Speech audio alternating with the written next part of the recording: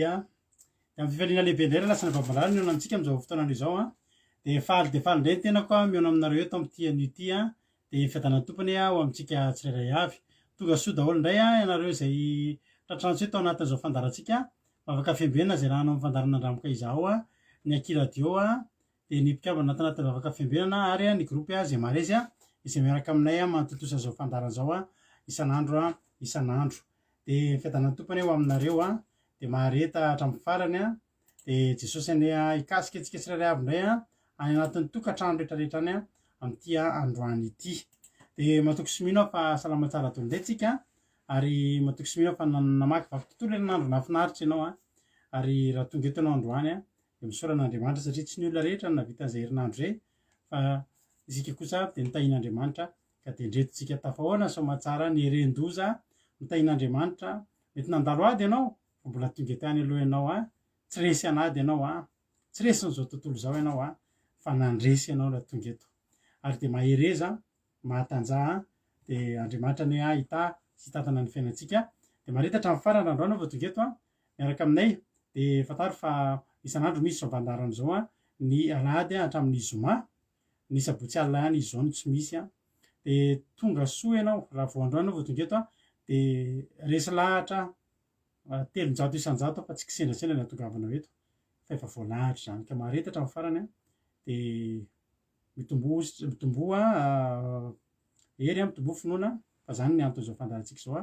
ikolokoloana ny finoantsika hamelomana indray ny fanantenantsika fa mbola misy azo antenaina ny fiainanao ao amin'i Jesosy ka dia mahereza adiny sasany rahantsika eto hivavakintsika fanomboana hiaraka amin'ny ranabavintsika Erika avy eto Frantsa eny torotentsika hiaraka amin'ny mampionina dia vavaka amin'ny firenentsika hiaraka amin'ny anabavintsika Suzel avy any Suisse ary avy eo ao anatin'izay tsika enuira za koa toa tonga eto mila peratra koa dia mahereza maretatra amin'ny farany. Nareo efa mpanaraka eto kosa dia tahiny tompo nareo farobe izay mahita nareo ranabavy Marizao niditra voalohany teto androany tahiny tompo manokana ranabavy Marizao Mariette Monique Eliana Tojo Mikael Lina artizana de Madagasikara Mami dia mampionina faly avitra dia Elisabeth Alléluia dia ao koa Elisabeth Tsiramboaramiel dia ao ihany koa ry Marie-Jo efa teo Erika Raka Yama Misfit Lantonirina Contre Camarade Jesosy Sandola tonga soa daholo Lantonirina sy Rasoena Nathalie dia Andolina Suzel Ando Andry dia tonga soa Filana Rakoto sy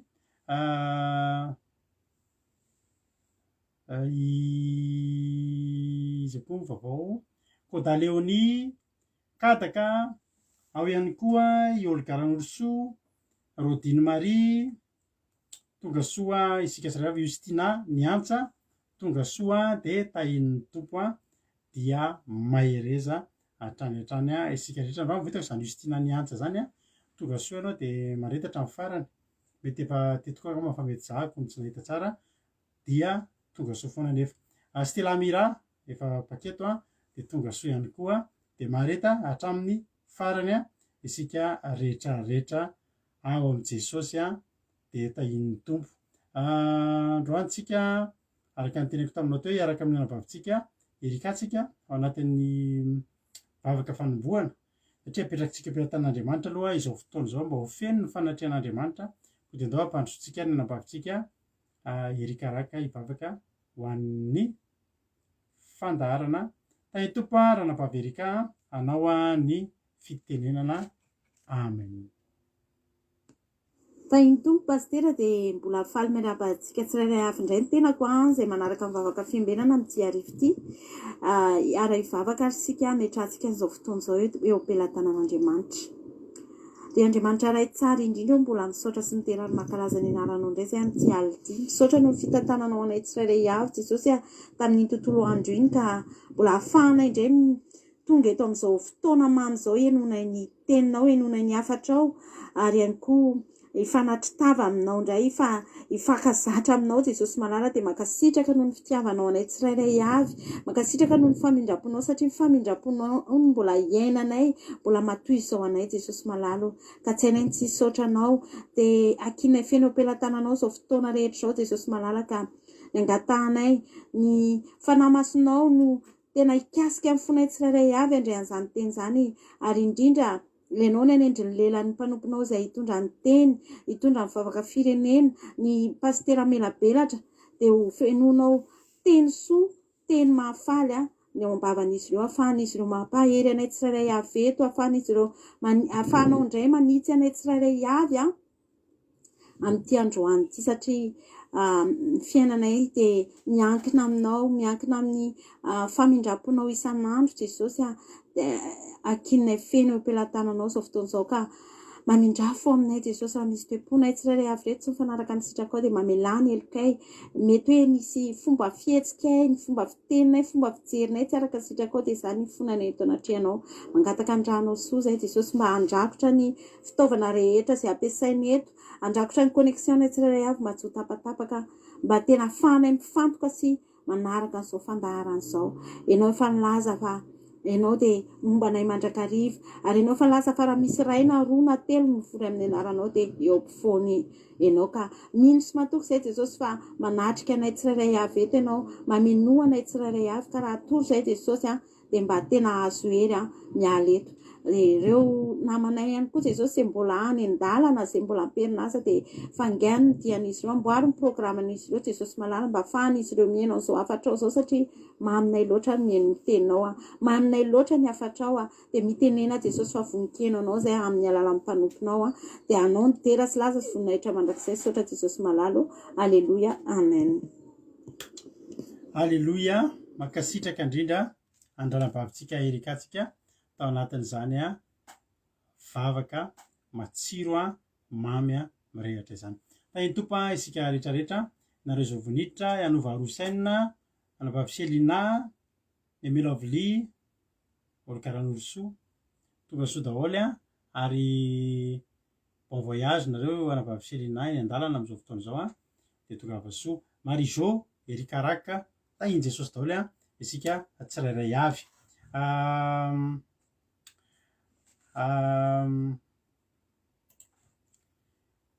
Eno torotemo tsika rehefa avy eo dia eno hira aloha tsika miloha izany zavatra rehetra izany dia andeha ataontsika ity raha mahafinaritra be ity ary tentsika androany hoe tompo tena zange tena tianao tena atentitenao afaka manaroatra mihitsy miteny androany hoe tena tiako ianao Jesosy. Jonatana dia arabaina fa anniversaire ny Jonatana malo anareo izay tsy mahafantatra dia arabaina dia ho tahin'Andriamanitra dia ho ela velona dia ampiasain'Andriamanitra foana ahafahazonareo atao mirary soa azy. Aleloia. Tamin'ny fakomaly azafady tamin'ny 15 Jonatana tamin'ny fakomaly ny anniversaire ny raha Jonatana dia afaka miraba azy nareo mirary soa azy raha ohatra hoe mbola dinonareo izany tamin'ny telo antimo. Misaotra na vaverika nafinaritra ny vavaka dia tahiny tompo varosaina hoe fanarabetsika teo dia ao koa i Soameva tahiny Jesosy dia ao koa Fitia Koda dia Riralobenja eny ary ndao ary sika ianao antiry dia meno finaritsika rehetrarehetra. Aleloia, meno finaritra dia ho tahiny tompo. Aleluia. Ndao ary tahiny Jesosy meno finaritsika rehetrarehetra. Hitantsika maka baiboly sy maka toerana tsara ianao arina tety ento tentsika.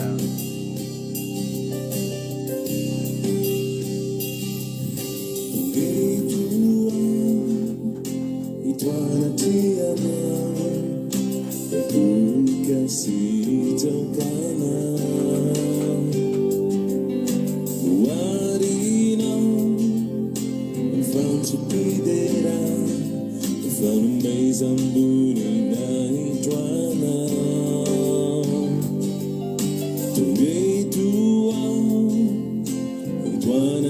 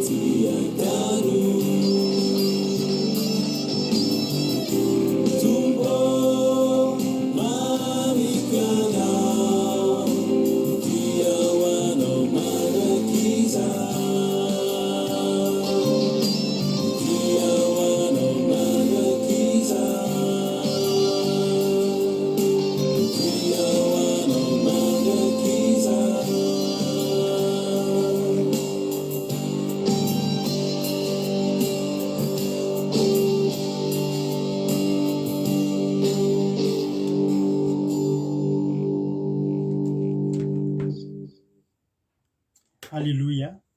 Mino aho fa samy tao anatin'izany tsika. Tsara lira, ahoana fahitanareo an'ny lira? Tsara be? Dia misaotra mampionona koa tsika nanisan'iny tononkira satria tsika mahita rehefa hira tsisy tononkira dia rehefa mba misy fotoana izy dia ataony misy tononkira mba ahafahantsika mahazo aina kokoa mijery an'ilay hira hoe misy tononkira. Alleloia. Mba misy miaina kokoa lira rehefa haitsika ny tononkira. Dia matetika amin'ireny hira rehetrarehetra ireny a, raha vao ohatrohatran'ireny ilay tononkira dia mampiona daholo mamboatra an'izy ireny a, dia avadika ao anatin'ny ao amin'ny YouTube, ao amin'ny compte-ny Rado Aki Radio ao amin'ny YouTube a, hitanao daholo ireny hirantsika, hira fanaontsika ireny a. Betsaka amin'ireny hira tsisy tonony ohatr'izany dia avadika dia mba asiantsika atonony ahafahantsika mahazo aina rehefa mihira isika, tsika miaina anaty hira. anisany mampiavaka an'izao fandaharantsika zao a, tsika miaina anaty hira de ataontsika tsara mihitsy reny mba azahoantsika aina tsara. Ebi na LGNI Cristal tahiny tompo razana Sotonia Soraya Soer commode Soera l'autre que commode elaela indray izany fa hitako teto zany anaran'izany taloha tany alohaloha tany tonga soa daholo isika rehetrarehetra. Preta tahiny tompo, Mama Valtina tahiny Jesosy izy koa mbola tsy voarabako teo Verorasoa tonga soa de tahiny tompo ary tsika rehetrarehetra mahereza de mahatanjaka hiditra amin'ny totentsika rehefa avy eo fa anao tatitra kely vetivety aloha tsika hisaotra tsika rehetrarehetra ahako izay nareo rehetrarehetra izay nandray anjara tao anatin'ny mpikambana rehetra aloha atao anatin'ny gropy Gamaliela izay miara-misy alaminay mivady amin'ny fanampiana sahirana de misaotra be dia be aloha atsika rehetrarehetra nareo mpikambana, ianareo efa mpikambana sy ianareo vao niditra ho mpikambana de tahiny tompo daholo ianareo misaotra anareo tamin'izay nafoy vola, nafoy harena, nafoy fotoana, nafoy hevitra, tolo-tanana. Misy olona tena mihetsika ara-batana be any Madagasikara any misy olona nataon'Andriamanitra fitaovana izay isaorako eto manokana tamin'ny latsinainy tena sahirana mafy be mihitsy tamin'ny latsinainy momba n'io fandaharantsika, momba n'io gropitsika io, fa isaorako manokana mahafantatra ny tenany zany olona ao Madagasikara izay niara niasa tamiko akaiky de tanatin'ny asa mandrarara de fandray tamin'ny telefona atotosany zavatra rehetra ampirindra tsara ny fandeha an-javatra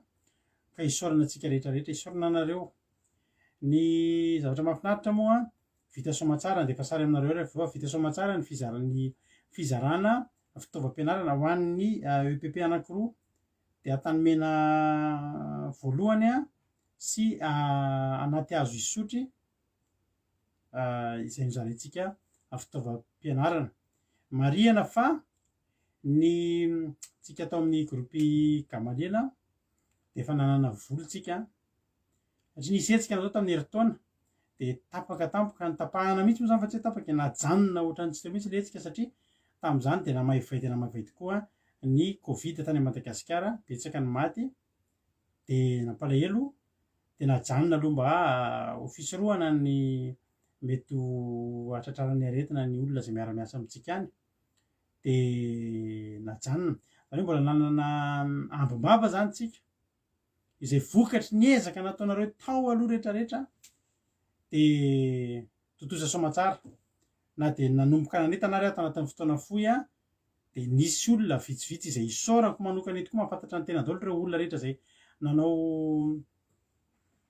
nanao nandefa ny latsakembokany nandefa ny fandraisana anjarany izay mariako etona fa tsy nisy kely ireny fa ngeza sady lehibe sy goavana avokoa satria tena nataonareo tamin'ny fonareo ary tena navita zavatra be dia be zany zavatra zany fa reny aloha ny vola rehetra izay menareo tao anatin'ireny 2 herinandro zany rehetan'izay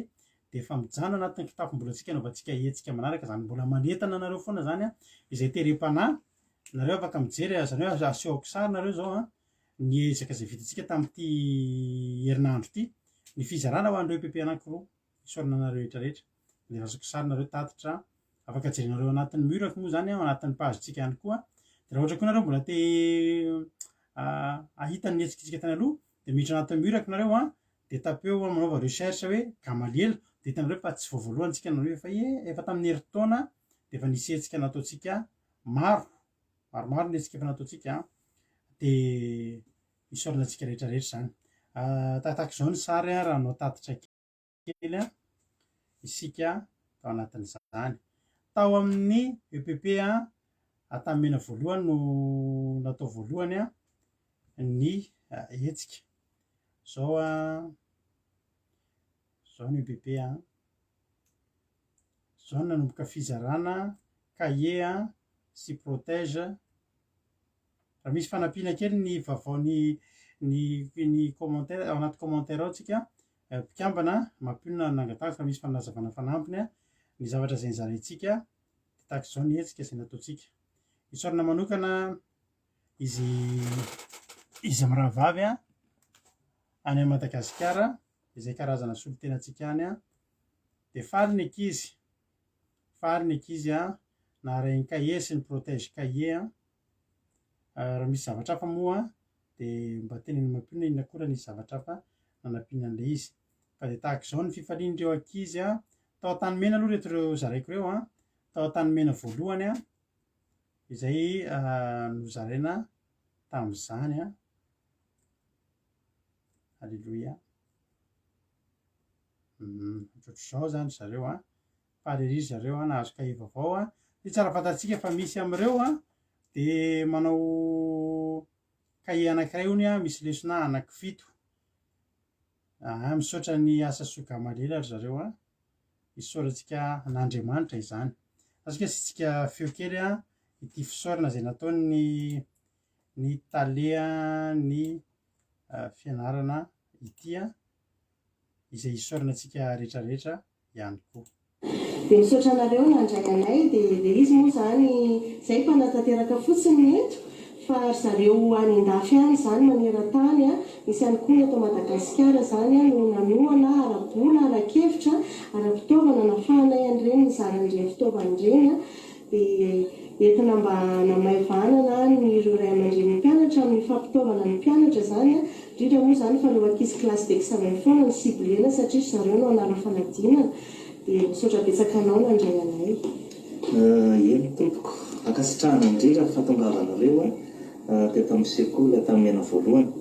de misaotra an'Andriamanitra isika satria isan'ny voasafidy a ny sekoly misy anay isan'ny hosafidianareo ihany koa analorana ny fanomezana izay fitaovam-pianarana ho an'ny ankizy indrindra fa amin'ny classe de 7e izay hita fa tena sahirana avokoa ny ray aman-dreny aty aminay aloha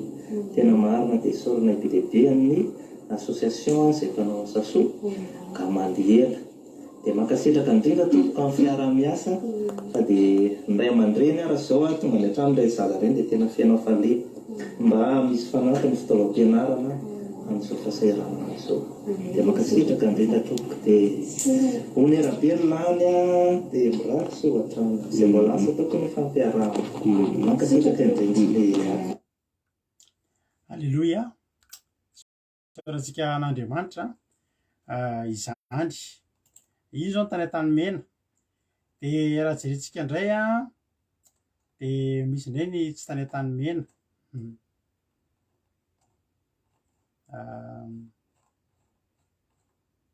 jerentsika indray a ny tao amin'ny anankiray a ny anankiray indray a de tato amin'ny anaty hazo isotry tao anaty hazo isotry anaty hazo voalohany a nanaovantsika nihetsika faharoa nizarana ihany koa an'izany a fitaovam-pianarana izany alleloia ya tao amin'ny EPP anaty hazo isotry a reo moa zany nareo any Madagasikara any a afaka mba misy fotoana reo mba mandalondalo any rehefa amin'ny fotoana fizarana ihany koa afaka mijery any zava-bitantsika any zao zany a ny reo ndray zany a ny mpianatra ny EPP a anaty hazo a isotry anaty hazo voalohany a isotry any ambany tanàna mihitsy moa zany tsika no mandeha satria de tena sahirana ny olona any misy am'ireo a tenen'ny mpampianatra fa cahier anankiray misy taranja anaky 7 anaovan'ny zavatra 7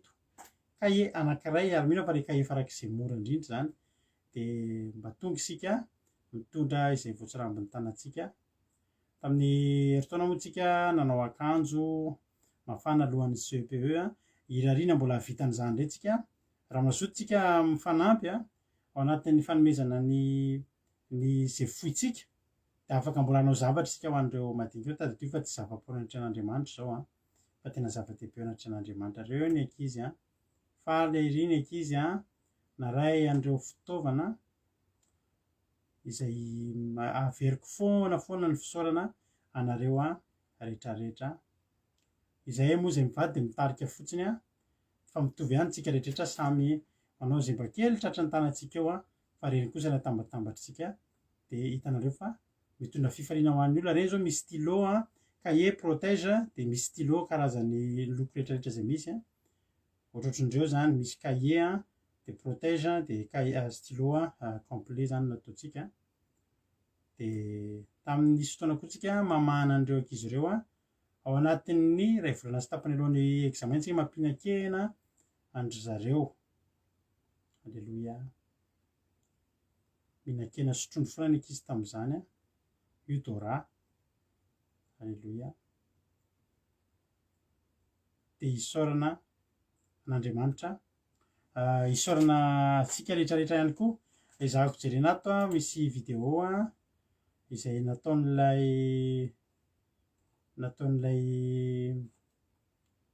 tompony andraikitra fisaorana entiny isaorana antsika zany tamin'izay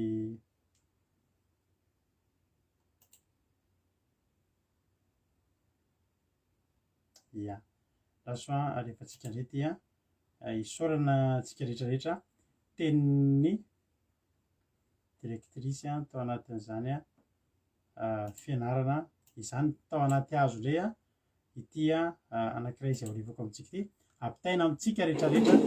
misaotra betsaka anao talena fofotoana niaraka tamin'ny zarandre fitaovam-pianarandreny ho andreo zanatsika rehetra dia araky ny volazany olombelona moa zany dia zavatra kely izy entina namaivana andreo ray aman-dreny amin'ny fitaovam-pianarana satria tena fantatray fa fisarotra tokoa ny mampiditra mpianatra amin'izao fiainatsika izao dia isaoranay aloha ny tale zany nandray anay dia mialaitsotra aminy koa ny ankizy mba ho tafita soma tsara sy tonga amin'ny ambony-drindra dia izay kely izay be vitan'ny association gamaliel izay isaorana feno azareo any andafindriky any nanome ny fanampiana arabola nafahana nanao an'ireny asy reny tamin'ny EPP misy antsika makasitraka sy makatelina ny association gamaliel tamin'ny fisafidianana aloha hoe sekolim-panjakana anisany hoe mbola sedra fahasahiranana ny ray aman-dreny amin'izao fotoana izao dia tena manala ny fahasahiranany ray aman-dreny ny fahazahoanay an'ireny fitaovam-pianarandreny dia makasitraka be da be amin'ny anaran'ny ray aman-dreny mpianatra amin'ny anaran'ny mpianatra ny mpampianatra rehetra sy ny mpandrana rehetra eto amin'ny sekoly EPP anaty azo isotra dia mitondra teny fisaorana ako ho an'ny fikambananareo dia mirary koa raha mirary ny fahelan'ny asa soa ataonareo dia mirary soa iroborobo aneny fikambanana misy anareo dia mirary soa indrindra ho an'ireo malala tanana ao anatin'ny fikambanana mampiroborobo ny fikambanana sy mitsinjo ny sahirana ety amin'ny ambany tanana ety raha izay angamba filaza anazy dia tena manala ny fahasandrana ny ray aman-dreny izy dia makasitraka tompoko makatena dia mirary soa ela velona ny fikambanana association gamaliel sotra indrindra tale Damalala Natiazo Ndavamamba misy ambodiny sotra ao zao 850 zao zany tena sahirana moa zany ankizy fa amin'ireo ary misy nenay tsy misy an'ilay cotisation anay aman-dreny le karaha mampampianatra misy tsy mandova zany hoe tsy maintsy hoe mianatra dia fanamboatra eo re zany izay ahafahana hoe mianatra ny essentiel hoe mianatra ny ankizy dia miezaka io moaka leny fahitana an'ireo fitaovan'ny ankizy ireo dia misy tena manana ny feno ve ny ankizy mandritra ny taona tena tsy manana tena misy tsy manana ny tamin'ny voaniditra zao zao tamin'ny 1er septembre herinandron'iny efa nividy cahier 100 page teo amin'ny angamba teo amin'ny folo paquet teo zay satria tena misy ankizy zany tena hoe tsy manana cahier ray ny ampiasainy ao anatin'ny matière anankifito dia tena hoe tsy maintsy zany ny sekoly mitady hevitra hoe ahoana ny fomba atao me mifanampinampy ny mpampianatra hoe mampalahelo ankizy fa andao mba hividanana na cahier fotsiny ary mba andikana lesona saotra zany satria classe d'examen zao reo olona zarantsika fitaovana teo reo mbola misy cahier roa ny ampiasainy zareo satria izay ny anandery aman-dreny oy dia izay efa mitady solution foana zany moa zany hoe mba hampitovy lentany eky izy ao am-pianarana efa makasitraka anareo moa fa efa mitovy mihitsy moa zany zao ny lentany zareo hoe mitovy ny fitaovana ampiasaina makasitraka. Alleluia. Isaorantsika an'Andriamanitra izany mifatanterahana ireny moa tsy tanteraka ireny raha tsy teo ihana rehetrarehetra dia misaotra antsika rehetrarehetra dia mitoy ny ezaka ary ezahantsika tsy hajantsika io satria izy moa ry havana mba hijery an'ireny ankizy madinika ireny zany raha ohatra tsy dia misy mijery izy ireny ny fidirana amin'ny fianarana ohatrany atao andavana vola be amin'izao dia tsika no hiezaka raha tahiny tompontsika dia tsika no hiezaka hanao izay azontsika atao. Tsika tsy miandry antsika mpanan-karem-be na miandry antsika hanana inona fa izay kely eo amintsika izay hitahin'Andriamanitra antsika ihany koa ny hanomezantsika izay voatsirambiny ny tanantsika. Io tsy misy hoe hanao izay hampahatra antsika hoe alaina daholo izay any aminao tsia tadidio fa reny zavatra nataontsika ireny dia kely daholo avy aty amintsika. Misy manome 10 €, misy manome 20 €, misy manome 50, misy manome 100, misy manome vola 5 alina ariary na Madagasikara, misy manome vola 7 alina ariary, misy manome tadidio fa tamin'ny herintaona antsika nanao an'izany, misy manome mangahazo eo amin'ny tanimboly mba mangahazo dia iny tadiavantsika olona hividy an'ilay mangahazo dia ilay vola tamin'ilay mangahazo alefantsika anampitsika ny sahirana. Mino fa tsy hampahantra anao ary tsy hampahenana eo am-pelantananao raha ohatra ianao manana 10 € ianao dia andao reny raha 10 € entinao any Madagasikara rehefa anao tsisy ninona vitan'iny fa rehefa tambatambatritsika kosa ilay izy dia mahavita an'ireny. Dia isaorantsika an'Andriamanitra misaotra anareo rehetrarehetra nandray anjara anareo mpikambana nivory mahafoy fotoana mivory inona ny zavatra atao alefa hivory indray tsika zao rehefa elaela fa miandry ny olona aloha tsika hanao izay azony atao dia tambatambatra ny eo am-pelantanantsika dia miainga indray isika koa dia tahin'Andriamanitra ny paosy ny voahany ireny ny poketra ny voahany ireny fitahiany ireny nandeha ny vatana tany amin'ireny madinika ireny oneran'Andriamanitra avoarivo enany ho antsika tsirairay avy. Samy tahin'Andriamanitra mahereza daholo hiditra amin'ny ten'Andriamanitra ary tsika amin'izao fotoana izao mino fa efa vonimbonitsika hiditra amin'ny ten'Andriamanitra dia andao ary tsika hiditra amin'ny ten'Andriamanitra avy hatrany hiaraka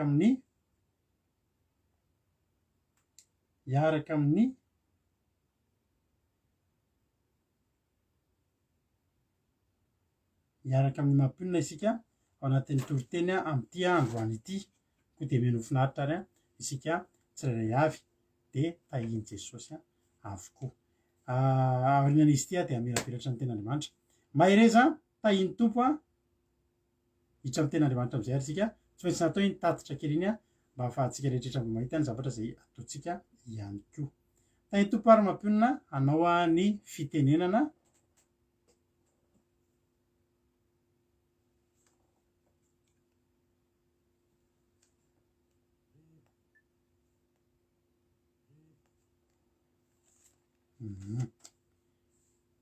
ndao azy. Dia amin'ny fifaliana lehibe indray raha vanamalala ny ara-bafantsika rehetrarehetra androany izay mpanaraka ny fandaharana vakoka fiambenana sy isika ihany koa izay sambany voatonga dia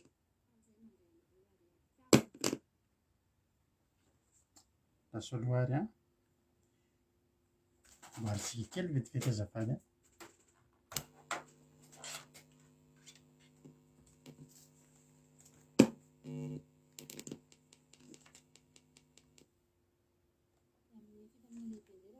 ny ara-bakontsika rehetrarehetra androany izay mpanaraka ny fandaharana vakoka fiambenana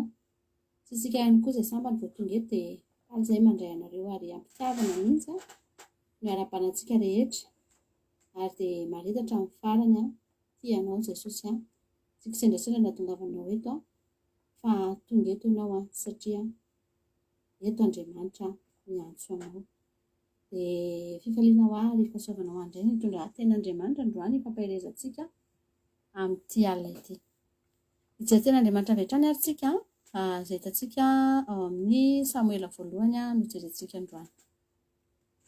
Samuela voalohany toko 7 no vakitsika dia manomboka amin'ny andininy voalohany lava be moa ny tantara fa hojerentsika tsy ho vakitsika manontolo fa hojerentsika kosa izay teny hotoriana androany. Vakitsika ary ny Samuela voalohany toko 7. Ny soramandry dia ny nanendrenan'ny Saoly ho mpanjakan'ny Israely. Andininy voalohany. Ary nisy lehilahy avy amin'ny Benjamina atao hoe Kisy, zanaky Abiela, zanaky Zerora, zanaky Bekorata, zanaky Afi, Benjamita izy, sy mpanjato be. Ary nanan-janaka lahy atao hoe Saoly izy, izay mbola tanora sady tsara tarehy, ka tsy nisy tsara tarehy noho izy teo amin'ny zanak'Israely. Eny, nanatombo ny olona rehetra hatramin'ny sorony no miakatra ny halavany. Ajanontsika eo aloha. Tamin'ity fotoana ity ry havana, Andriamanitra dia mifidy olona anankiray. Ary tsika dia miara-mahita fa Andriamanitra dia zatra mifidy olona tsotra, olona any amin'ny farany ambany matetika no asandratr'Andriamanitra. Olona tsy manahoana, olona tsy fantatr'olona, tahaka an'izany izao Davida dia tena olona tsisy nafantatra mihitsy. Fa teto indray Andriamanitra dia nifidy olona izay tena niavaka tamin'ny lafiny tsara, niavaka tamin'ny fijery rehetrarehetra ivelany sy ny fijery maha-olombelona dia niavaka i Saoly sy ny fianakaviany. Satria rehefa mivakitsika ny tena Andriamanitra teo dia olona mpanjato be, olona mpanan-karem-be izany, mahatataho isika. Ary i Saoly ihany koa dia olona tena niavaka satria sady mbola tanora no tsara tarehy, tsisy tsara tarehy noho izy teo amin'ny zanak'Israely, ary mbola nanatombo ny olona rehetra amin'ny sorony no miakatra ny halavany. Olona niavaka izany olona izany. Ary izany mino fa ireo izy menakavy kely ireo i Saoly izany dia olona tena nalaza satria ny olona rehefa miavaka ry havana eny amin'ny fiarahamonina dia mazava ho azy fa fantatry ny olona. Vao mivoaka fotsiny ianao dia efa iny Saoly satria lava be, tsara tarehy be, bikana. Dia mety ny vehivavy rehetra eo an-tanàna mety mahafantatra azy daholo. Tena hoe sady mbola mpanan-karena koa etsy andaniny, niavaka tamin'ny lafiny rehetrarehetra. Andriamanitra ry havana tena mifidy olona miavaka amin'ny hatsarany. Mety gaga tsika indray fa maninona ary tsy misy olona hoe olona malaza na olona hoe tena olona manana toerana ambony no mpanompon'Andriamanitra sao tena mivavaka be. Dia tsotra ny antony, ilay olona mihitsy tsy manaiky ho fidian'Andriamanitra. Fa Andriamanitra dia tsy manavaka izy fa tiano antsoina, nanana programa ary tiano fidiana daholo ny olona manatombo. Mety osa izy ianao hoe za manatombo amin'ny resaka fahaizana ohatra, za ny ampianarana tena major de promotion, mahay be zako dia antsoin'Andriamanitra ianao, tian'Andriamanitra ho fidiana ianao. Raha ianao ny olona osa izy ianao hoe zako mba olona miavaka eo amin'ny fianakaviana, ny tafita mba manan-katao dia tian'Andriamanitra ho fidiana ianao ry havana malala, tian'Andriamanitra ho antsoina. Mety misy zavatra anananao manatombo amin'ny olona, tsy ananan'ny hafa, fa za mbola teteny aminao androany fa tian'Andriamanitra ho antsoina ianao. Ary teto Andriamanitra dia nifidy an'i Saoly izay tena olona ohatr'izany mihitsy, nijery ny endrika ivelany, nijery ny fahatsarana ivelany Andriamanitra ry havana malala. Ny fahatsarana ivelany tenenina eto aloha dia tsy resaka fitafiana fa ireo zavatra tenenindreo hoe tsara tarehy, bikana, lava, mpanan-karem-be, fa tian'Andriamanitra ho fidiana. Mety betsaka manko ny olona mieritreritra an'io teny io ilay any amin'ny Samuela voalohany ao ambadika ao. Amin'ny Samuela voalohany idirako kely fotsiny izay Samuela voalohany toko 4:17. Dia rehefa naniraka ny Samuela hanositra ny Davida Andriamanitra, dia ozy izy Andriamanitra manontany Samuela hoe aza mijery ny endrika ny ivelany ianao, fa za mijery ny fo izy Jehovah. Ka ny endrika ivelany teneny eto dia tsy resaka fitafiana fa resaka tarea amam-bika, resaka fananakarena, resaka zavatra eny ivelany. Tsy tonga tamin'izay toeran'izay nefa Saoly. Tsy avy hatrany zany dia hoe iny Saoly mbola mpanan-karena be iny mbola tena mihavaka be iny dia tonga dia nakany an-tranony fotsiny Samuela dia teny taminy hoe ianao ilain'Andriamanitra ianao. Fa ry havana,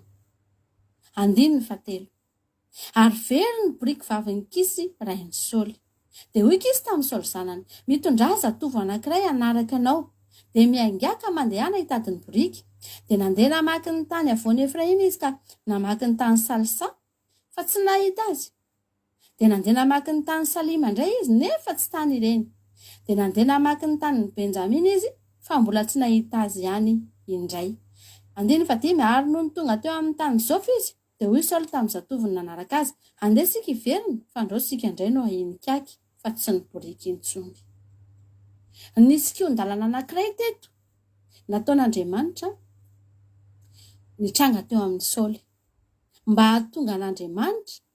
eo amin'ny tanjony, hahatonga an'Andriamanitra rehefa namalala afaka hifidy an'i Saoly dia nanana problème izy. Nisy olana nitranga teto. Le olona anankiray sady bikana, nololava, nalaza, manan-karena, tsy nanana ina hatramin'izay, tsisy ninina natahorana no avy, tsy Saoly zany ry havana ny aina teo tena olona tena nanana ny zavatra rehetra, tsy natahotra ny amin'ny hoaviny. Ary izy raha teo olona efa zanak'Israely. Fa tonga teo amin'ny kion-dalana anankiray Saoly. Very ny boriky vavy. Ny boriky vavy dia endriky ny voalohany indrindra aloha fananana be. Tena valeureux be teo amin'izy menakavy kely ry havana. Ary matoa tena nirahana mihitsy Saoly hoe mandehana miainga. Ianareo, ianao sy ny zatovo, tadiavo. Satria zavatra tena ilaina io ary zavatra tena ngeza be io. Ohatrantsika hoe ny boriky manko endrika na ohatra izao hoe manana tômôbilina zany tsika satria ny boriky dia fitaovam-pitaterana tamin'izany fotoana. Ary ny olona manana boriky dia olona mpanan-karena. Dia tsy maintsy no tadiavina io sady boriky vavy le izy satria io mbola hiteraka. Mbola io no ampitombo indray ny fananana ao aoriana. Dia lasa izy ry havana malala tratrana olana goavana. Ohatran'ireny olona izay zany hoe tena lasa tsisy avenir tampoka teo satria olona niaina be sy nafinaritra be teo ilay fiainana, tampotampoka teo ny hidirana olana. Ry havana malala. Indraindray misy zavatra tsy hitan'ny olona ety ivelany. Ny zavatra hitan'ny olona ety ivelany dia olona mamirapiratra, olona mitaingina boriky, olona lava, olona tsara tarehy, olona tena tsisy oatra azy. Fa misy zavatra indraindray havana iainana ao ambadimbadika ao. Misy problème mitranga. Indray andro na nisy vehivavy anankiray teo amin'ny sehatry ny fanomponan'Andriamanitra efa ela izany tantara izany. Dia sendra naheno teny tamin'ny radio io vehivavy io dia niantso izy, niantso an'ilay mpanompon'Andriamanitra. Dia niteny manao hoe afaka mba makaty hatrany ve nareo izy fa naheno toriteny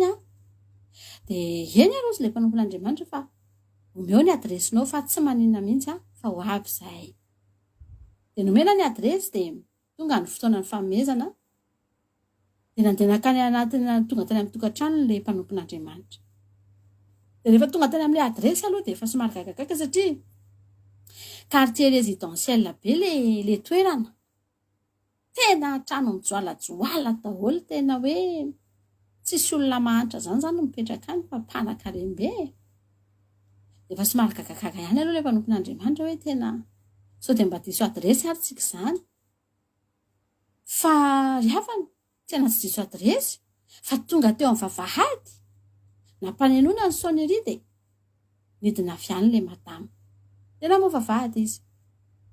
Dia efa somary niafiafy ihany reto mpanompon'Andriamanitra satria ohatrany tsy dia mahazatra. Hoe olona ohatr'izao ve dia hiantso antsika? Dia rehefa tonga ilay madama dia nanontany ny mpanompon'Andriamanitra hoe ianao ve hoy sisy ilay olona niantso anay?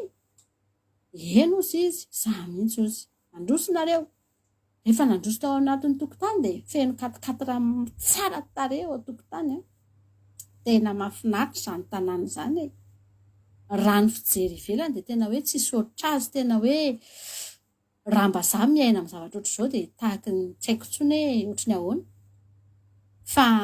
rehefa nampandrosoany ry havana dia nandroso tao anatin'ny tokantrano ny mpanompon'Andriamanitra ny zavatra nahagaga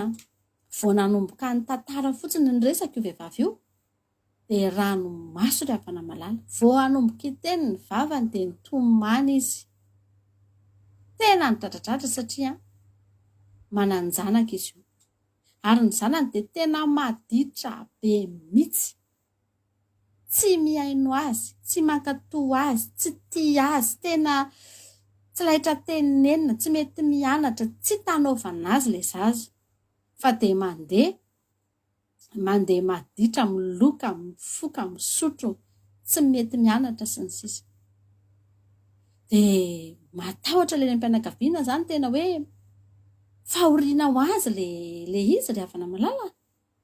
za ozy izy efa niezaka nanao ny fomba rehetra na nanarako azy fa tsy mety izy tsy mihaino ahy izy dia nitomany dia teo vao tonga saina hoe hay ve ny olona tsara ivelany hay ve ny olona jerena amin'ny endrika ivelany tao mahafinaritra possible ho very boriky ry havana malala tahaka nahazo any Saoly misy zavatra tsy ampy misy zavatra banga zany androany teteny amintsika rehetrarehetra zany no mahatonga antsika ry havana tsika tsy mba taitra amin'ny olona hoe mipoapoaka be ivelany zany tsika fa zavatra fantatsika dia zao misy zavatra ny amin'ireny olona ireny tsy fantatritsika mihitsy ny fiainan'ireny olona ireny any ambadika any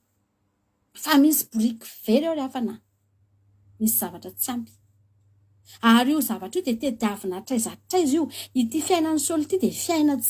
fiainantsika rehetrarehetra Saoly teto dia tahaka ny olona very avenir le olona namirapiratra teo mety na ny vehivavy aza mety kivo na eny hoe very ny boriky hoe tsy atao inona koa zany olona tsisy avenir zany tena hoe mipempena ny olona manomana an'io avy io mitady an'io atraizatraiza nge ry havana malala mitotototo dia tahaka ny nahazo any Saoly notetezina daholo izy ny tenin'Andriamanitra nandeha izy dia namaky ny tany avoanan'ny Efraima namaky ny tany Salsa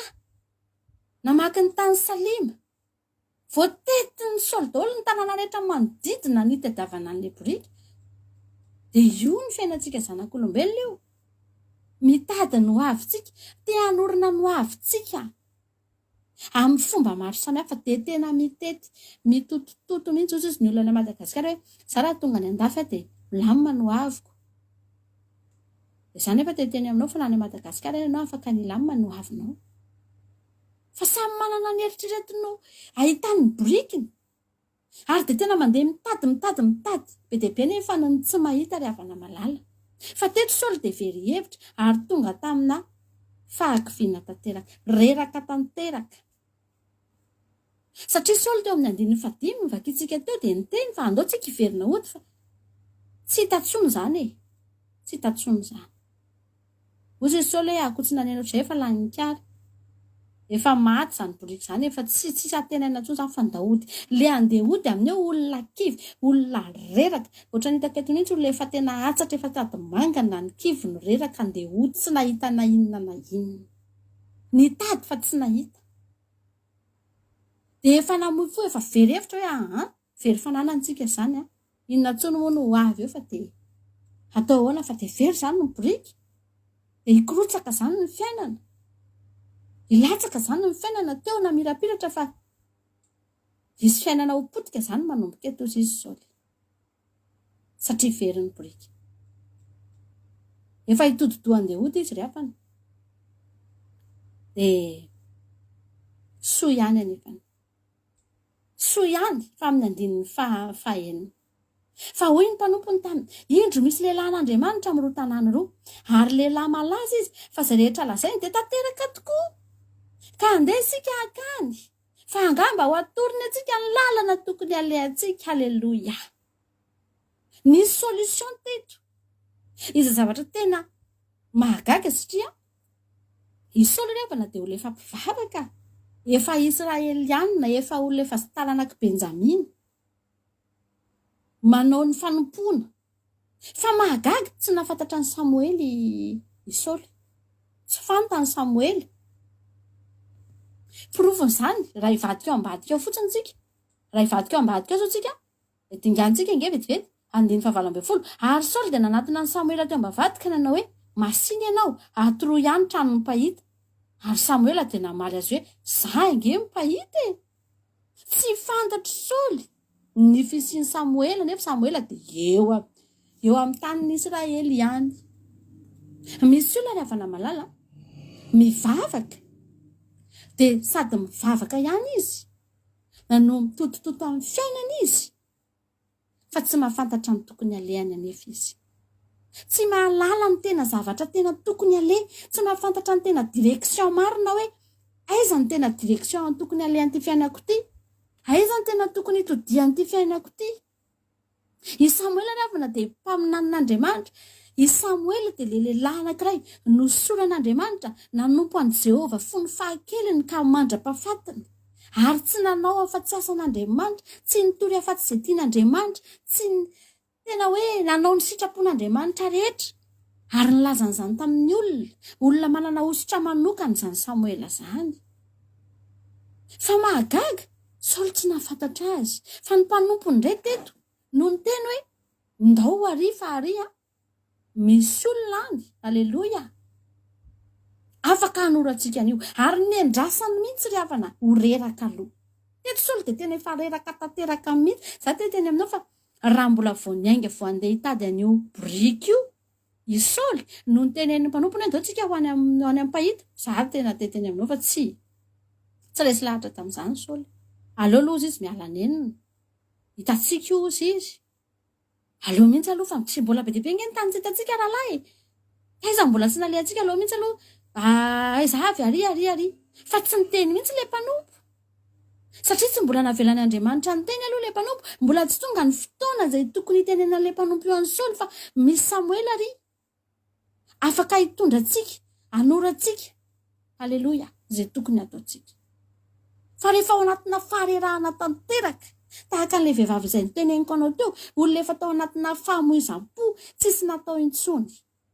dia teo ry havana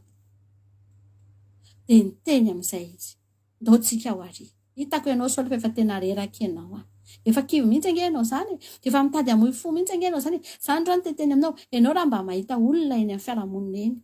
olona hitanao mihitsy hoe efa reraka, kivy amin'ny fiainana, miady mafy amin'ny fiainana, mba hatoroy azy ry havana ny lalana tokony alehany, mba partageo ry havana ny fandaharantsika, aleloia. Za tsy teny mihitsy hoe Samoela neto na mitovy amin'ny Samoela ny mpanompon'Andriamanitra eto, fa za kosa nefa tena teny aminao, fa betsaka ihany ny zavatra mba efa very fahita, betsaka ny fiainana efa potika teto ry havana fa tafatsangana, betsaka ny zavatra efa rava teto amin'ity fandarana ity nentina teto, fa isorako an'Andriamanitra lehibe ary voninahitra ho azy rery ihany, fa tafatsangana ny fiainan'ny olona, sitrana ny aretin'ny olona, hita no avin'ny olona izay efa maizina tanteraka. Nisy olona teto efa tena tsy manana ho avy izany intsony mihitsy, dia mitomany fotsiny sisa tsy fantatra intsony hoe anahoana ary ny fiainany. Nisy olona firy teto ry havana efa olona te hamono tena, efa tena kivy tanteraka te hamoy fo, fa ny mahafinaritra dia izao, isaorako an'Andriamanitra fa tonga teto izany olona izany, ary tena hitany teto ny biriky, hitany teto ry havana ny fananganana fiainana. Za teny aminao androany, mba hazarao ry havana, manaova makany toeran'ity mpanompo ity ianao, andao ary misy fandarana ry afaka mba mety ampahery anao ry havana malala, fa ny fiainana izao ihany koa dia potika tanteraka, ary tamin'ny alalana fizarana, tamin'ny alalana toriteny tany amin'ny radio no tonga anay tafatsangana, ka sao dia mba amin'ny alalana toriteny ato amin'ny Facebook no ahatonga fananganam-piainana ho an'ny olona. Ry havana malala, tianao Jesosy, ninona toerana misy anao dia tianao Jesosy ry havana, mbola te hanangana ny fiainanao Jesosy ry havana malala, mbola te hanositra anao Jesosy ry havana. Jerentsika azafady 9:24 ao ambadika ao. le Samuel voalohany toko fasivy teo any andiny faefatra amby roa dingadingantsika mantsa satria lava ny tantara. Dia niakatra tao an-tanàna izy ireo lahy ary noho ny tonga tao izy dia indro Samuel mivoaka niakatra ho any amin'ny fitoerana avoka ny fanena taminy. Ary Jehovah efa nanambara tamin'ny Samuel omaly ny andro natongavany Saoly ka nanao hoe raha pisotro izao dia hampandehaniko aty aminao ny lehilahy anankiray avy amin'ny tanin'ny Benjamina ary hosoranao ho mpanapaka ny Israely oloko izy ka hamonjy azy amin'ny tanan'ny Filistina ary efa nijery ny oloko aho satria efa mby amiko ny fitarainana. Ry havana malala, efa nivangin'Andriamanitra mielonga Samuel nisy olona eto ozy izy le olona hoe zaho ozy izy rehefa nanaraka ty fandarany ty dia tonga dia ohatrany hoe fiainako daholo ny zavatra voateny tao anatin'ilay toriteny ka misy zavatra efa mangin'Andriamanitra ny mpanompony mialoha dia tsy mahafantatra ny mpanompon'Andriamanitra tsy mahafantatra hoe eto ianao na tsy eto fa voateny eo le izy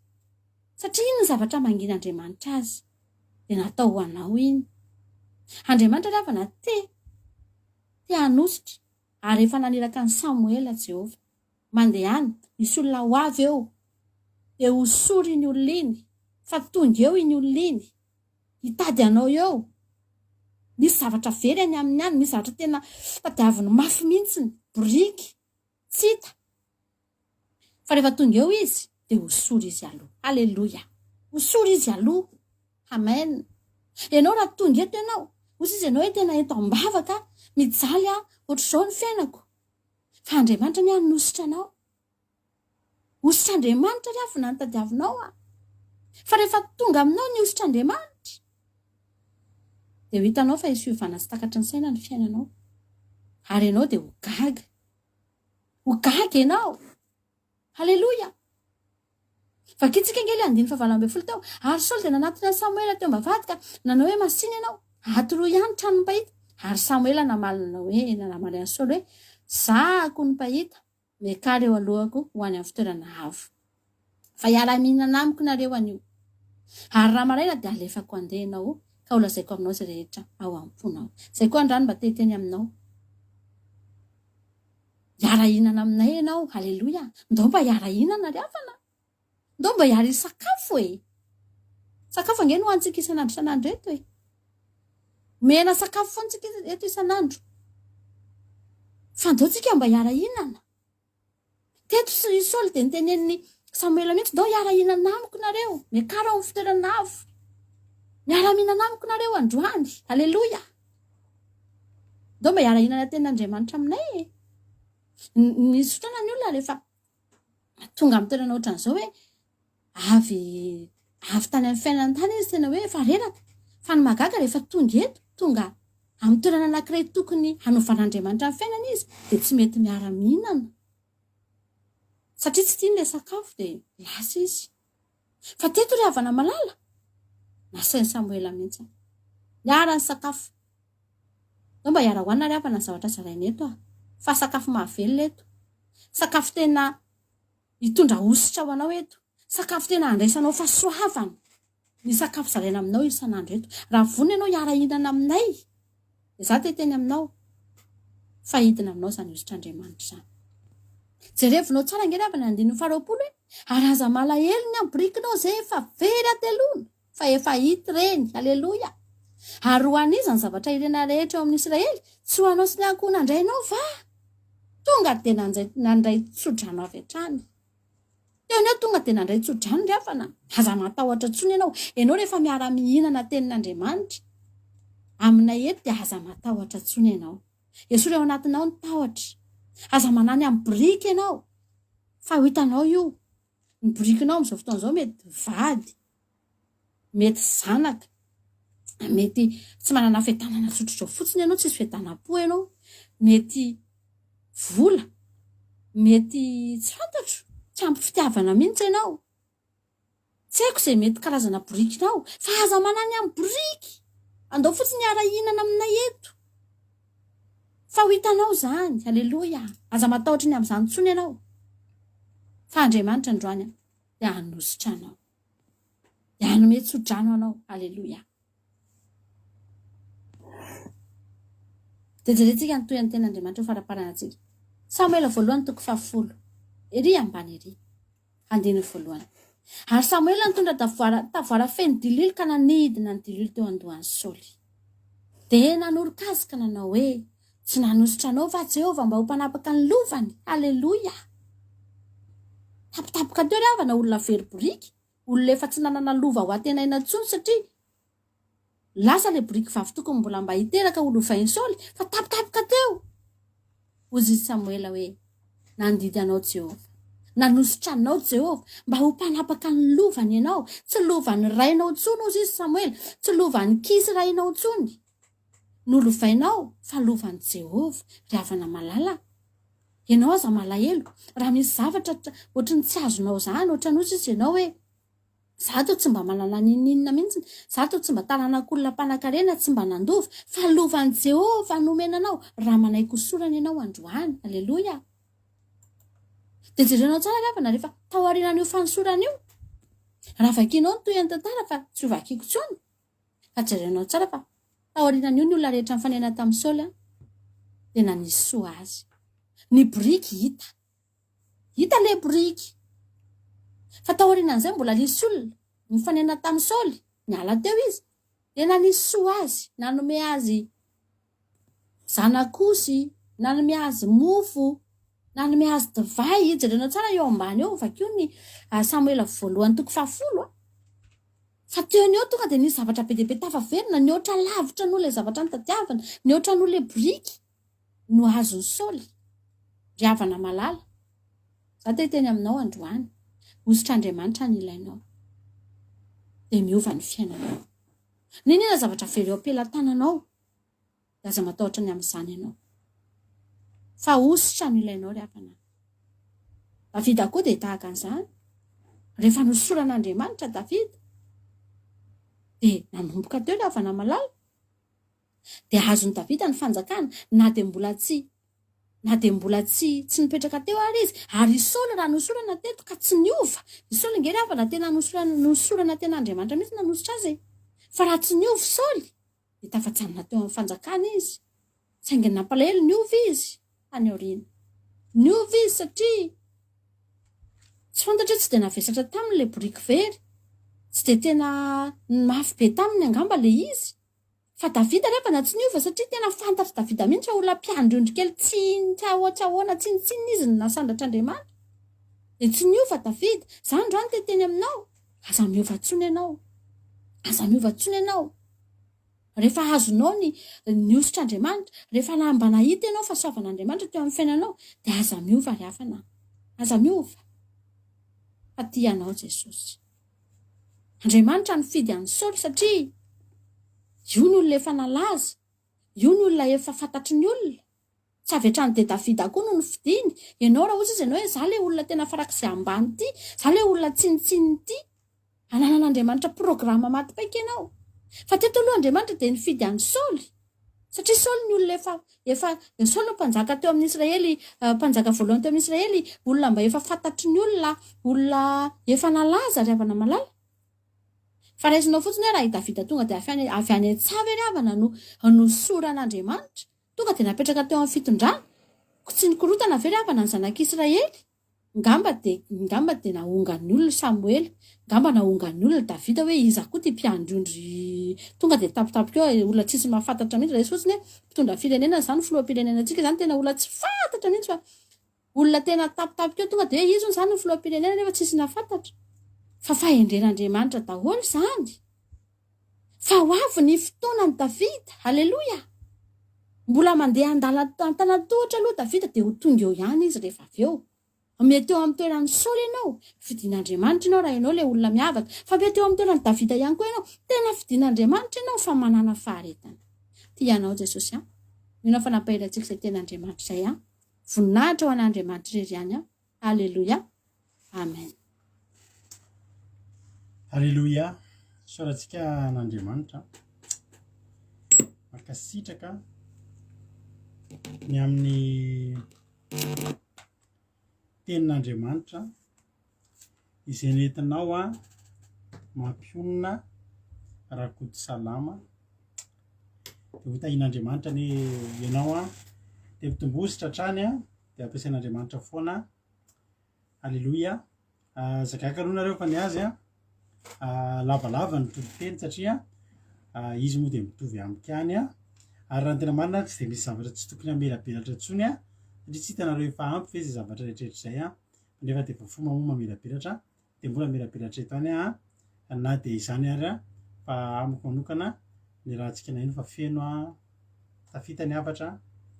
dia makasitraka dia polito ampiasanao foana ny Andriamanitra. Alleloia. Zany hoe rehefa melabelantsika tsy ohatry n'isan'andro intsony hoe lava be intsony fa efa feno dia feno zay zavatra nytenin'izay ary ny teboka rehetra dia efa tapitra nijereny daholo tanatin'izay rehetrarehetra tanatin'izay ten'Andriamanitra rehetrarehetra izay.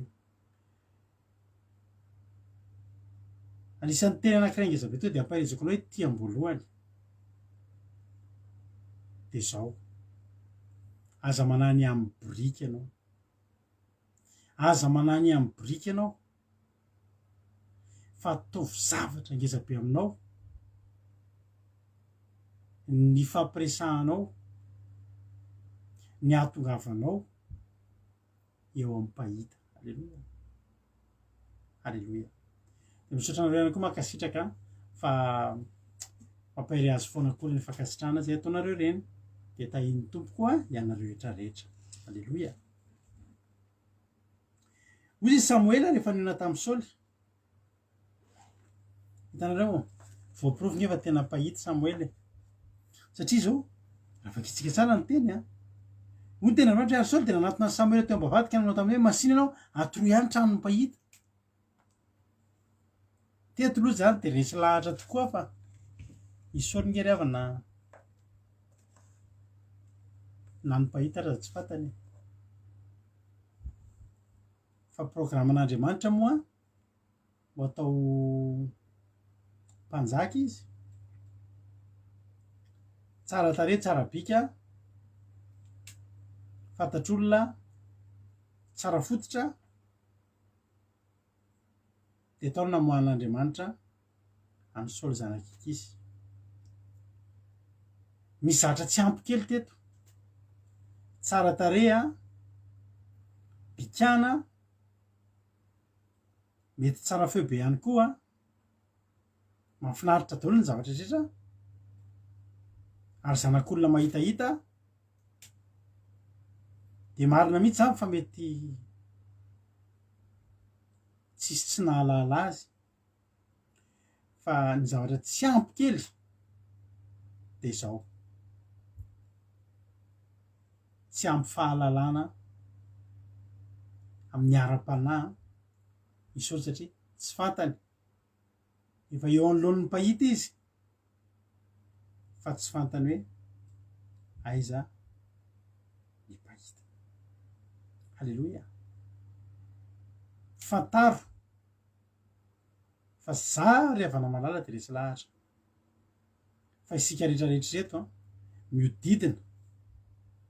eto anatin'izao fandarana ataontsika izao miodidina eo anoloany ny seza fiandrianan'ilay pahita dia Jesosy Kristy ilay zanak'Andriamanitra velona. Dia voaporofo fa pahita Samuely satria vao niala avy amin'ny fotsiny Saoly dia niteny hoe azafady reto mba atoroy anahy pahita.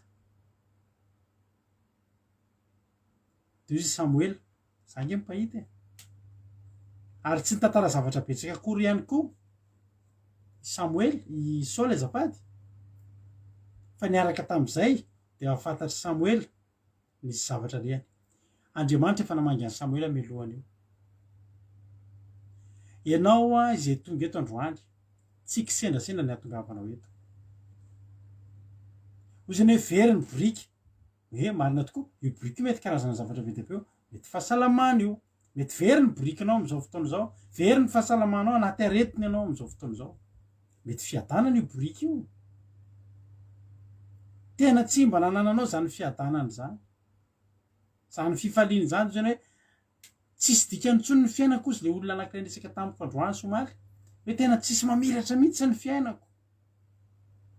ny côté ampianako rehetra tsisy ninona mamiratra zay zany ny biriky ny olona io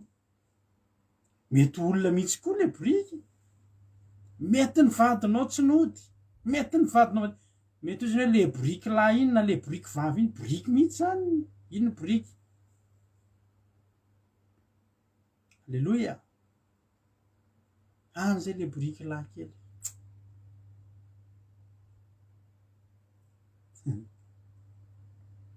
fa briky daholo zany mety vola tena anatina trosa lalina mety anaty fiainana tena tsy misokatra mihitsy ianao fa veriny brikinao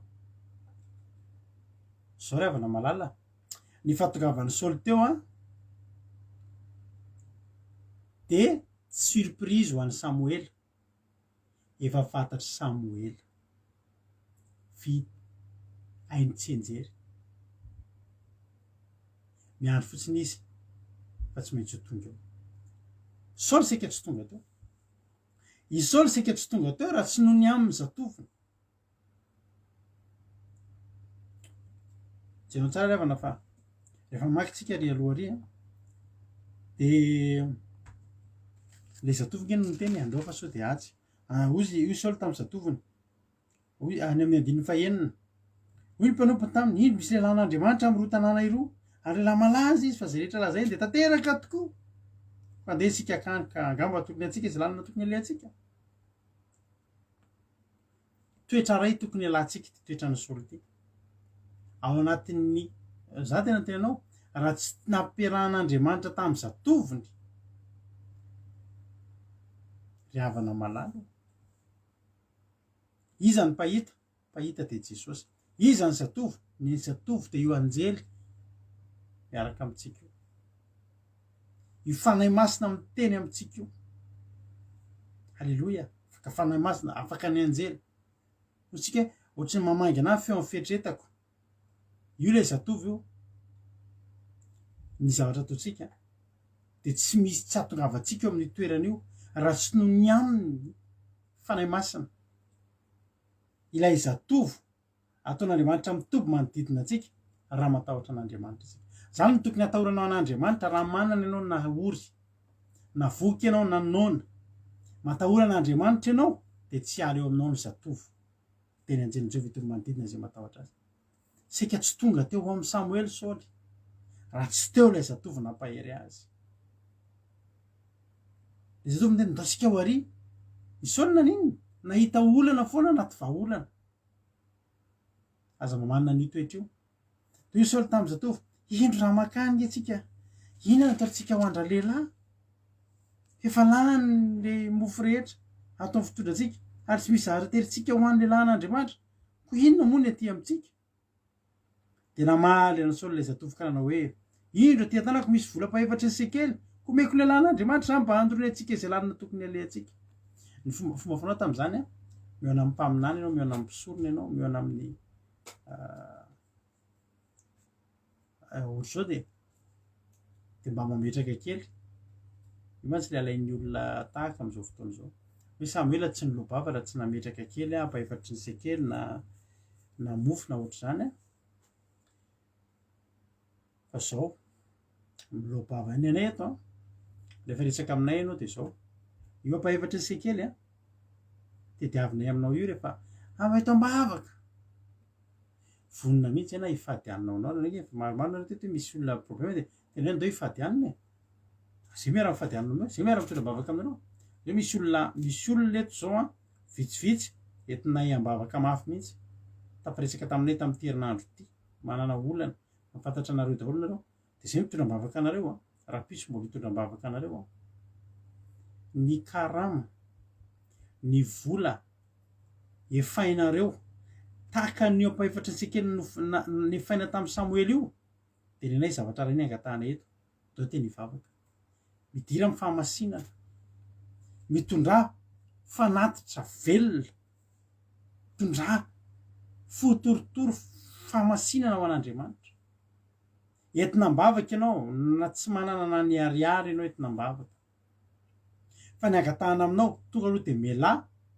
am'le toe-po toe-panahy le toe-batana le fitafy le fitendry tsy nitahin'Andriamanitra anao ditiko efa teneniko anareo foana ty zary teneniko ty andro zoma ohatry zao mihitsy nisy olona nentina ambavaka na sabata izay zay mitondra-bavaka andro somary loatra ao izy manao laivy a mandeha any amin'ny boîte de nuit de zay zany zao a de lasa koa zay natory kay Samuel ny ampahefatra ny sekely angatahany fandarina andramika izao aminao manatera fanatitra fotorotoro elao ny ratsy andao teny hivavaka olo anabavy zay tambavaka pasitera tena natorana be mihitsy a etika mbavaka ianao fa voalohany indrindra halleloia ty misy ampahefatra ny sekely angatahana aminao soloy io sary amin'ny facebooknao io soloy aloha io sary amin'ny photo de profil anao io photo de couverture anao amin'ny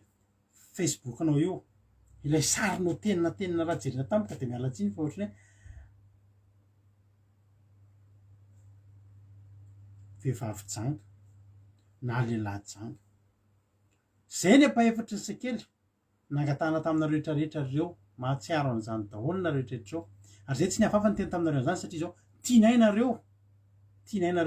ho tafahoana amin'ny pahita halleloia fa iny mbola fanamasina koa nandresy lahatra nareo betsaka nge ny olona tonga eto tsy mety zamba fa afaka koa meny angatahana aminareo de ny sortanay ny esorina de tsy mandony ampahefatra ny sekely de tsy olana tamin'ny Samuela koa nefa raha sanatria Samuela tsy very briky a fiza very briky Saoly halleloia ary rehefa lasa de mbola lay zatovy no nanany ampahefatra ny sekely na tonga ny Saoly tonga teo zany mahatonga antsika tsy manao zay mampalelo ny fanahy masina fa amin'ny fotoana misy ilaninao toerana tokony andehananao toerana tokony hatongavanao na de ny fona ho toritory ianao mirehatra ho tafiditra eo amin'ny fanatrehan'Andriamanitra io mbola ny fanahy masina nge ny adony ampahefatra ny sekely anao atonga anao ho tafiditra eo amin'ny fanatrehana atonga anao ho tafaray amin'ny Jesosy halleloia de aza manao zay mampalelo ny fanahy masina isika fa io ny zatovy miaraka ampiarahan'Andriamanitra aminao halleloia de voatonga i Saoly problème nge zany ry havany problème nge ry havany zany very ny briky vavy marina mihitsy zany briky lary mbola eo ihany ny eto antany a de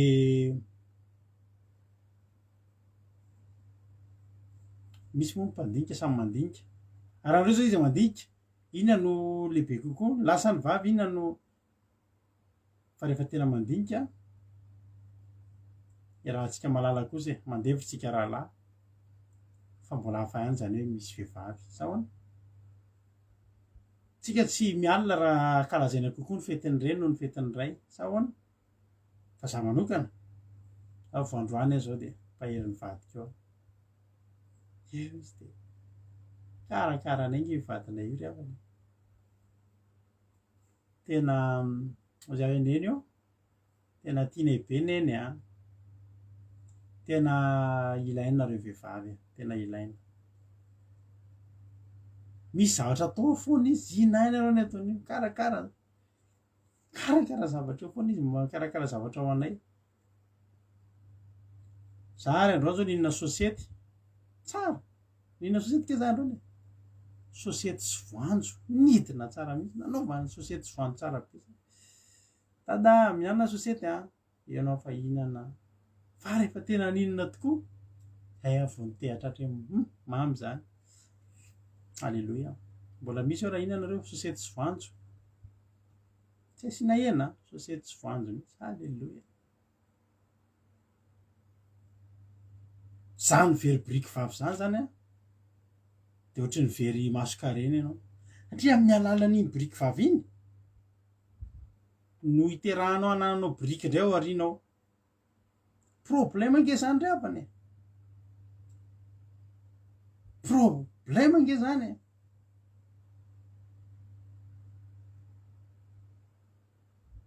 nataony surprise mihitsy le izy fa teo voanina fa tena le izy koa voninana na sy ny ositra kely ngamba le izy fa tena vonanandrany tena tiako be mihitsy tena nanampy vary rato voky ange za miresaka aminareo halleloia nanampy vary sosiety sy voanjo tsara na ninako le tetany hoe za tsy sosiety tsony fa raha sina voanjo izy de kitikitiany tanamapionina de dia nihidina tsara ery izy teo. Halleloia. Fa zavatra tiana tenena zao problème zao zavatra nazo ny Saoly zao. Mba bôgôsy ihany mba lava ranjanana ihany tsisy atenainy, tsisy boriky zany taloha arena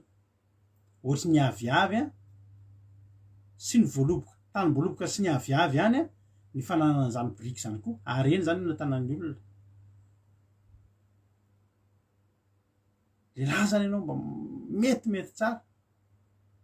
fa songona ny olona mandeha boriky ianao izy vehivavy tsy nifekily ngalaso de lasa mandeha tongotra sy ao tsy tafiditra tamin'io fa ngaky mahavoky akiny ny bôgôsité ho velomina amin'inony fitiavana ve mila mandeha boriky koa zao vehivavy zao. Ny aveniran'ny Saoly mihitsy ny voakitikitika teto raha tsy nisy io arenany rainy de arenany lovany problème zany ry havana. Fa za koa teteny aminao androany mety tena mipopopopo mihitsy ngamby ianao, mety tena mitotototo mihitsy angamby ianao. Alléluia. Amen. Fa za teteny aminao androany ny ahitanao ny pahita io ny masoy. Fa ny pahita hiteny aminao androany za manany amin'ny boriky, za manany amin'ny boriky. Fa programme io tsy le boriky very ny zava-dehibe tamin'io fa ny ahitanao ho atongavanao eo amin'ilay pahita. Hoy Samuel aza manany amin'ny boriky, aza mahelo ny amin'ny boriky, aza mahelo ny amin'ny borikinao izay efa very tahatelona fa efa hity reny. Ary anisany zavatra irina rehetra amin'ny Israely tsy hanao sy ny ankohonandray anao fa tanao tia Samuel teny ireo de zao amin'ny fotoany Saoly tonga teo Saoly tonga eo amin'ny Samuel. Saoly zany hita ny boriky ary amin'ny rainy hita. Tanao misy zavatra roa tonga de indray niaraka ny tranga, misy zavatra roa niarany tediavina teto. Saoly nitady boriky fa Andriamanitra nitady an'ny Saoly. Amin'ny fotoana hitan'Andriamanitra Saoly ny boriky tary milamina. Io fiainanao io tsy potika, io fahasalamanao io tsy potika, io fiainanao io raha lasana vavy malala mitodika aminao le niresaka tamiko tanatin'ny 3 andro ilay milaza hoe tena potika tanteraka ny fiainako tsisy zavatra mandeha amin'ny laoniny. Aza manany amin'io fa rehefa hitanao ny pahita io ny tanjon'Andriamanitra. Le boriky very zany nentina nanosehana inona raha teo foana le boriky nijanona teo amin'ny kisy foana Saoly ry havana. Raha teo foana ry havana le pahita, raha teo foana le boriky de naninona mijanona teo an-tanàna teo foana Saoly. Ako lambohatra kely teo taingitaingina boriky eo de iny Saoly daholo eo avinavina eo. Fa nitotototo ny bôgôsy teto nitotototo ny tsara tarehy teto satria mila mitady an'Andriamanitra. Halleloia. Io zavatra very sy tsy hita sy potika eo amin'ny fiainanao io tsy potika io ary tsy very io ary tsy hoe tsy hita io fa eo ihany io fa enonao tetavin'Andriamanitra ianao. Tsy lozy io fa lalany tetavan'Andriamanitra anao. Tsy potika zany ny fiainanao. Ny tena marina ho atsangan'Andriamanitra mihoatra noho ny taloha io. Fa ataovy zay ahitanao ny pahita. Ny ahy tena anisan'ny tena mahafinaritra anay io. Halleloia.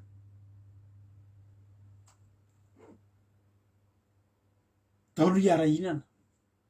tena mahafinaritra. Daholo hiara-hinana zany hoe mipetraha mihitsy aloha milamina. Halleloia. Adinoy mihitsy aloha ny amin'ny boriky finy milamina fa daholo hinana. Mianary ianao mihinana tenin'Andriamanitra, mizary ianao mihinana makamamy tenin'Andriamanitra fa rehefa mihinana makamamy tenin'andriamanitra ianao ny tena ingiravana ka tonga nofo tamin'ny alalan'ny tena ingiravana ny natonga an'izao rehetrarehetra izao be dia be ny olona mieritreritra tsy hinana teny fa tonga dia hibata vokatry ny teny miaina aloha ianao minana aloha andrambo tiasa manandrana fotsiny fa izaho fa tsara Jehovah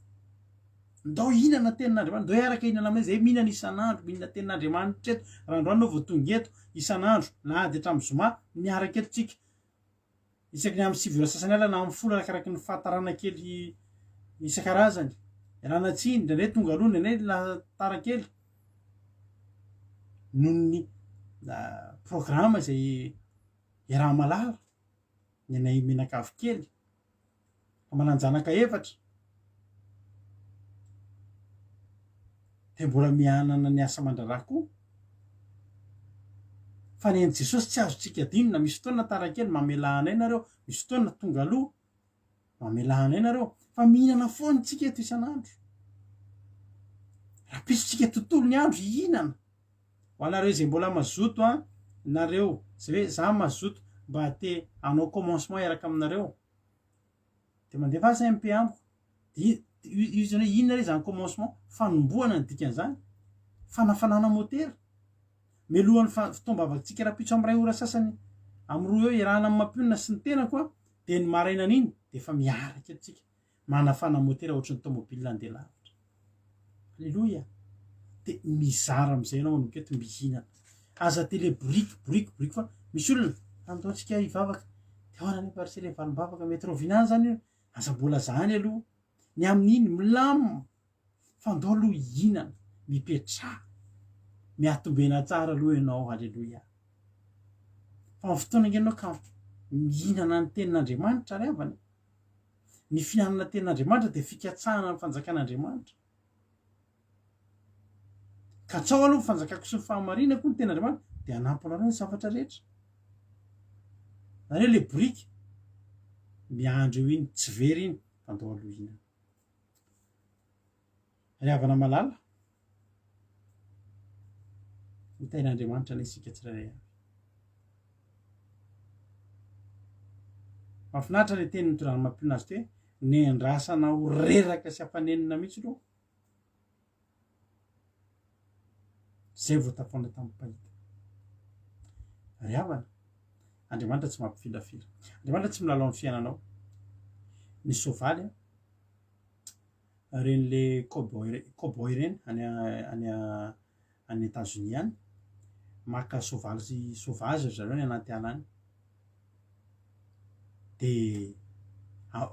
alainy ny soavaly iny dia hofanina hodresena mbola le soavaly le mitsakinjaka be mitsakinjaka iny dia ataony eo anatina vala anankiray fotsiny dia taitairiny eo dia averany injakinjaka eo reraka rehefa reraka amin'ny finjakinjany mihitsy eo izy vao dreseny amin'izay dia endry tsara tsy hoe soavaly akory ianao misy fotoana reka tsika ampitoavin'andriamanitra amin'ny borika amfanenina mihitsy aloha misy taminareo efa ny alanenina tonga traiza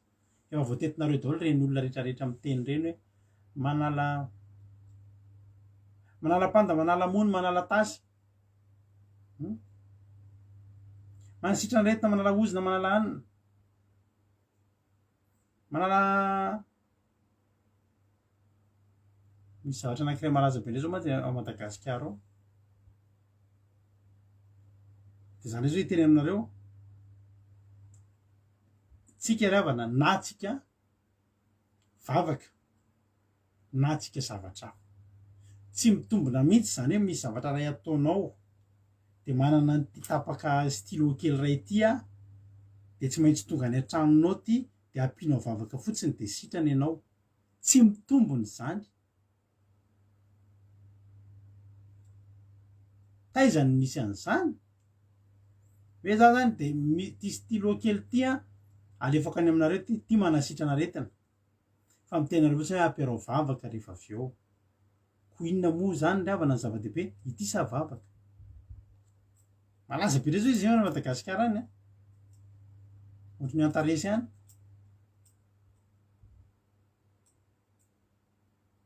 voatetinao daholo satria maninona satria very ny borikinao tsy zavatra be dehibe ny ilaina aminao mila faina mipahita ianao de ho ambara aminao ny sitrapon'andriamanitra aminao ny sitrapon'andriamanitra aminao tsy nahita ny borikinao ihany alleloia tsy ampy an'andriamanitra zany ry havana malala tsy zany ny fiainanao tsy zany ny programan'andriamanitra eo amin'ny fiainanao tsy zany ny programan'andriamanitra eo amin'ny fiainanao de nao hosorana ho mpanjaka ianao zay mieritreritra hoe ny tanjon'andriamanitra eo amin'ny fiainanao zany hatram'izay de mba hasitrana anao amin'ny aretana tsy ariavana hoe tanjon'andriamanitra voateraka anao de manana tanjona ankiray andriamanitra de nao mba ho afatrosa tsy riavana hoe tena programan'andriamanitra ny soratana hatram'izany hoe ny programako amin'ny rodiny maria de ahazo vady tsia hoe ny tanjona amin'ny fiainanao zany a programan'andriamanitra ianao mbola kely de mba azahoanao patron tsara fanahy tsia zany rehetrarehetra zany kado ary zany rehetrarehetra zany de borika fa tsy borika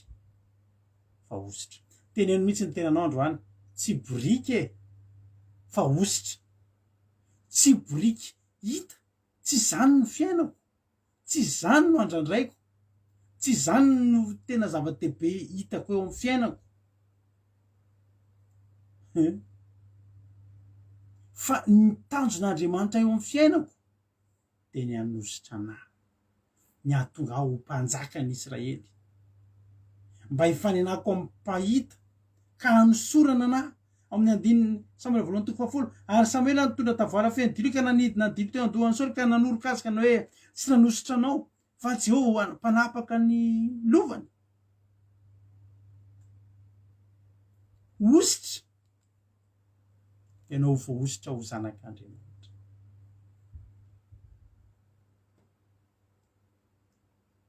riavako malalako za tena teteny aminao androany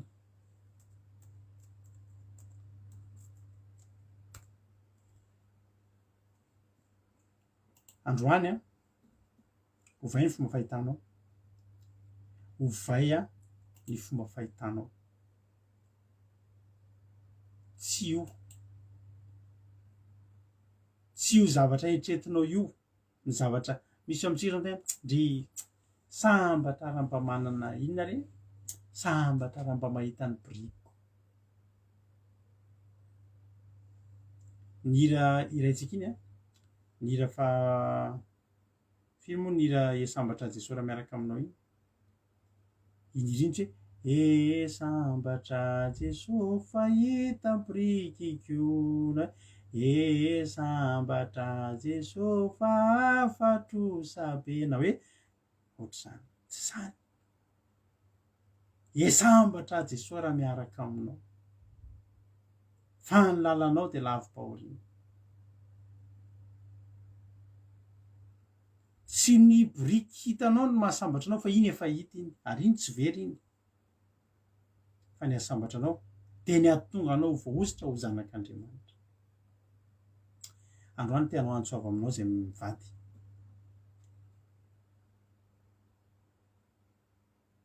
samy efa nandalo an'io very boriky daholo tsika rehetrarehetra fa samy nandalo an'io daholo zay mivady a tsorinay-nareo ny marina nanambady zay a fa fotoana fotorina zany de efa very ny boriky tena hoe tena zao ve ny nanambady ozy mampionona tena marina zany teko anao zany satria de nanambady boriky lahy bebe orona zay izy fa izao nahita ny mpahity zay a de hita le boriky a ny tokantrano no amasin'Andriamanitra eo iny fa tsy zay ny valim-bavaka tsy zay ny fifaliana mivady tsy zay dingana fotsiny iny ahoana moa ry havana ny atonga anay ho ampiasain'Andriamanitra otrao ka ho atokisanareo ary efa ny saram-panambadiana izay mivady ohatra. Fa ny lohan'ny zavatra rehetra dia natao hita aloha ny biriky reo izay mivady. Tsisy hoe ao an-trano ao izy raha ilainareo potreto izy fa tsy hoe feoany fotsiny izy any halleloia. Tsy tanjona ny tokantrano milamina.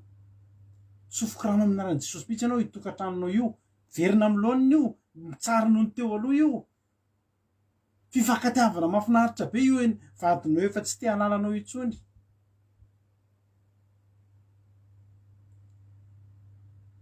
Tsy oviana zany na en'izay time farany oviana. Ozy ianao moa mifanoratra an'izay. Bahakely zany eny mason'olona efa anniversaire amin'ny mariazinareo anoloan'ny pasitera mitondra an'ilay zavatra iny dia bahakely mitsaingoka kely anankiroa eto. Ingary mety mbola fafana any misy covid. Oviana zany tsy io io lamima ihany terineny alleloia. Fa ianao tadiavin'Andriamanitra. Andriamanitra anie hanositra anao. Andriamanitra anie hikarakara anao. Tongava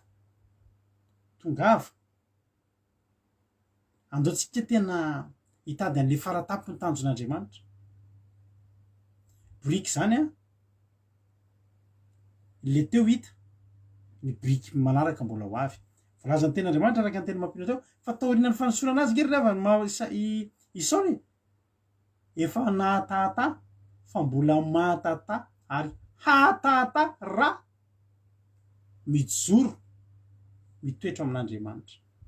Io fiainanao io dia tahaka ny fipoakandro maraina ozy ny tenin'Andriamanitra. Dia miposaka kely, menamena kely ny masoandro, dia manomboka miakatra, dia manomboka miakatra, dia manomboka miakatra. Tsy mijanona raha tsy eo amin'ny tatao vovonana. Io fiainanao io hiakatra, hiakatra, hiakatra. Fa ataovy izay faninanao amin'Andriamanitra. Ataovy izay faninanao amin'i Jesosy. Tsy problème io sahako miteny anao. Ianao mitaraina rehetra hoe very potika amin'ny fiainana. Tsy potika io. Tsy potika io. Jerevo raha misy olona naharitra niaraka tamin'Andriamanitra tao amin'ny baiboly ka potika amin'ny fiainana ame olona anankiray ahako. Dia alatsiny aminao mialatsiny aminao fa nandainga. Fa tsy potika io. Tsy very io. Fa ianao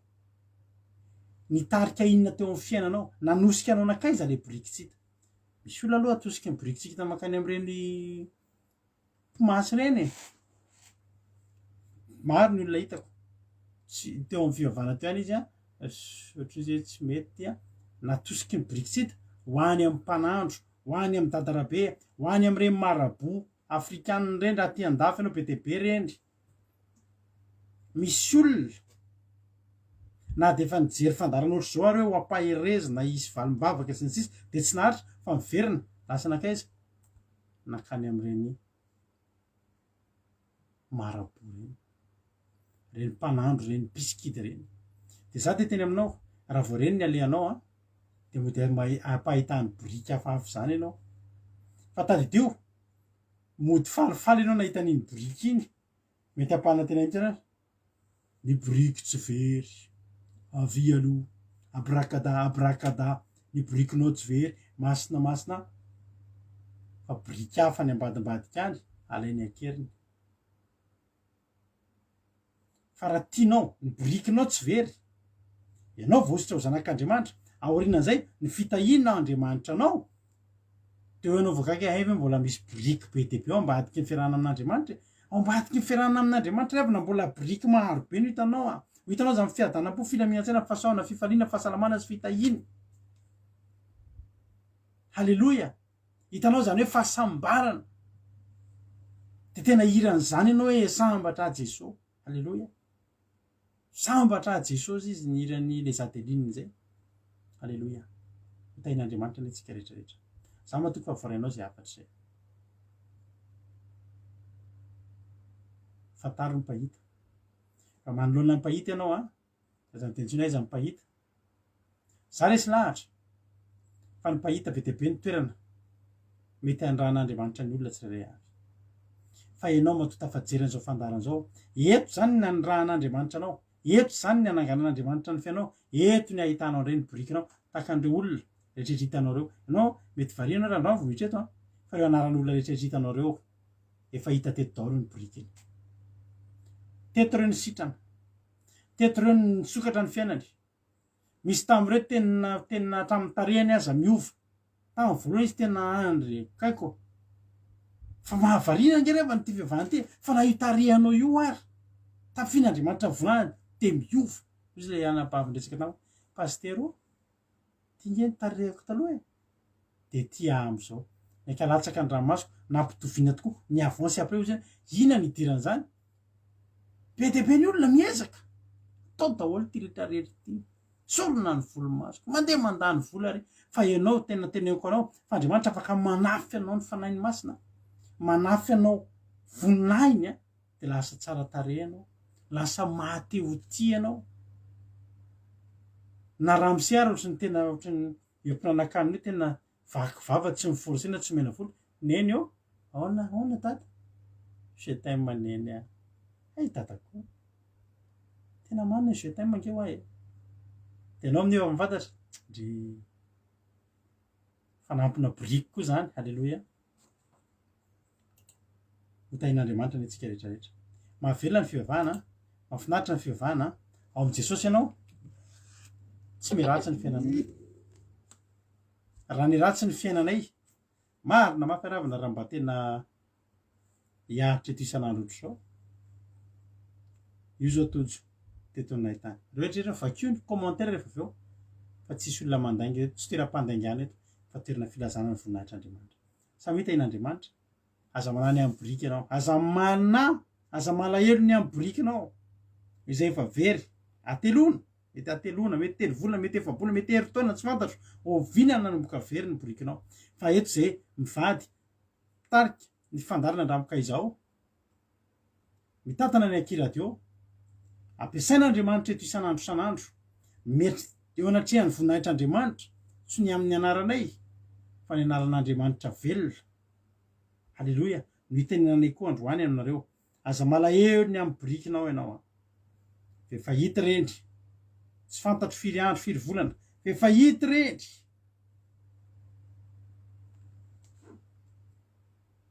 fa manizany zavatra zay irina rehetra eo amin'ny Israely soanao sy ny amponandrainao fa zany mpanjaka zany tsisy tsy naniry an'izany hoe dre mba te ho mpanjaka miofana mba te ho mpanjaka irininy Israely rehetra zany izany tsy mba haniry an'izany hiada-pinaritra revana izany tsy mba haniry an'izany hoe ahita fiadanam-po hoe ho faly am'izay ho tokantrano vitatra hoe zany dada mamono ny ankony an'izany vitatra hoe zany neny tena tsisy fitiavan-dreny zany hoe tokantrano tsisy fifankatiavana tsisy ninino tsisy vola tsisy ninona ady foana izany tsy mba haniry an'izany hoy Samuel zavatra irin'ny Israely motso anao va zany satria maniny ianao ngeny tonga eto ianao ngeny tediavin'andriamanitra ny zavatra tsy ritin'izao tontolo zao manahoana ary zany fiainana mba tsisy ady zany manao zany fiainana misy ady fa mandresy manao zany fiainana tsy mety kify manao zany fiainana mahafinaritra tena mba makatsirony am'zany fiainana zany ianao ao am' Jesosy misy an'izany alleloia ny zavatra rehetra zay irin'ny olona motsy efa ao aminao va zany raha androany ianao a matoky an'andriamanitra vonina ny joro ao aminy tahiny tompotsika rehetrarehetra ataontsika ty raha mampinaritra be ty hoe Jesosy be vitia matatany reny die de andriamanitra Jesosy any tatana anao a amin'ny androm-piainanao rehetra ao anatin'io fotoana mahaveriny borikinao io mihitsy ao mihitsy ny tatanan'i Jesosy anao a de tonga eo amin'andriamanitra ianao de sady hiadana hoe totany hita ny borikinao hosorana ho zanak'andriamanitra ianao de milamina ny fiainanao tahiny tompo a isika rehetrarehetra misaotra anareo naharitra ny hatramin'ny farany a halleloia amen.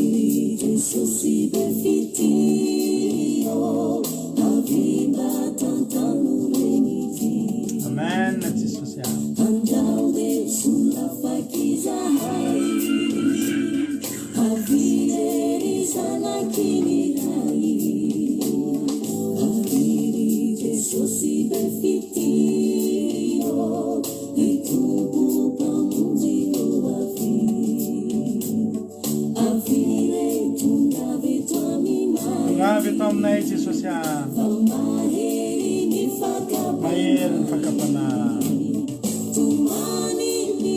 tomany ny foko izao Jesosy indrina raha tsy eo ianao e amen Jesosy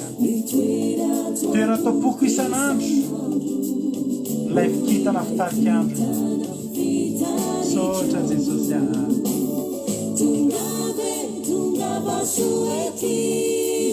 amen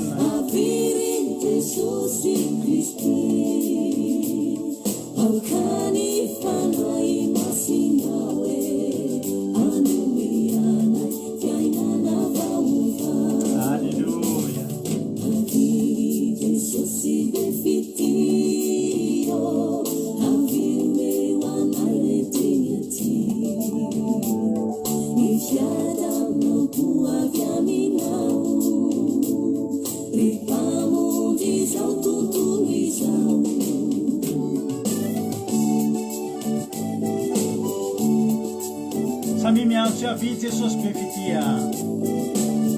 raha tsy eo ianao dia tsy hita mihitsy ny borikanay tsy tonga eo amin'Andriamanitra mihitsy zay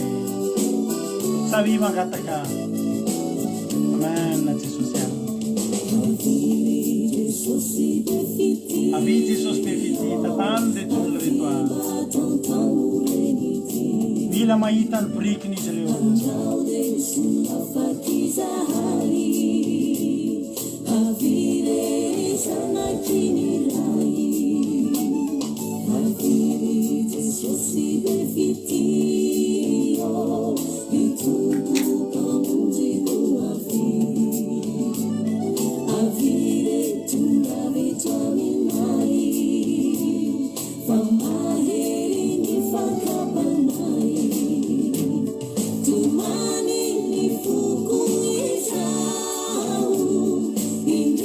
raha tsy eo ianao tena mitomany ny fonay dia ireo apoko isan'andro ilay kitana fitarika andro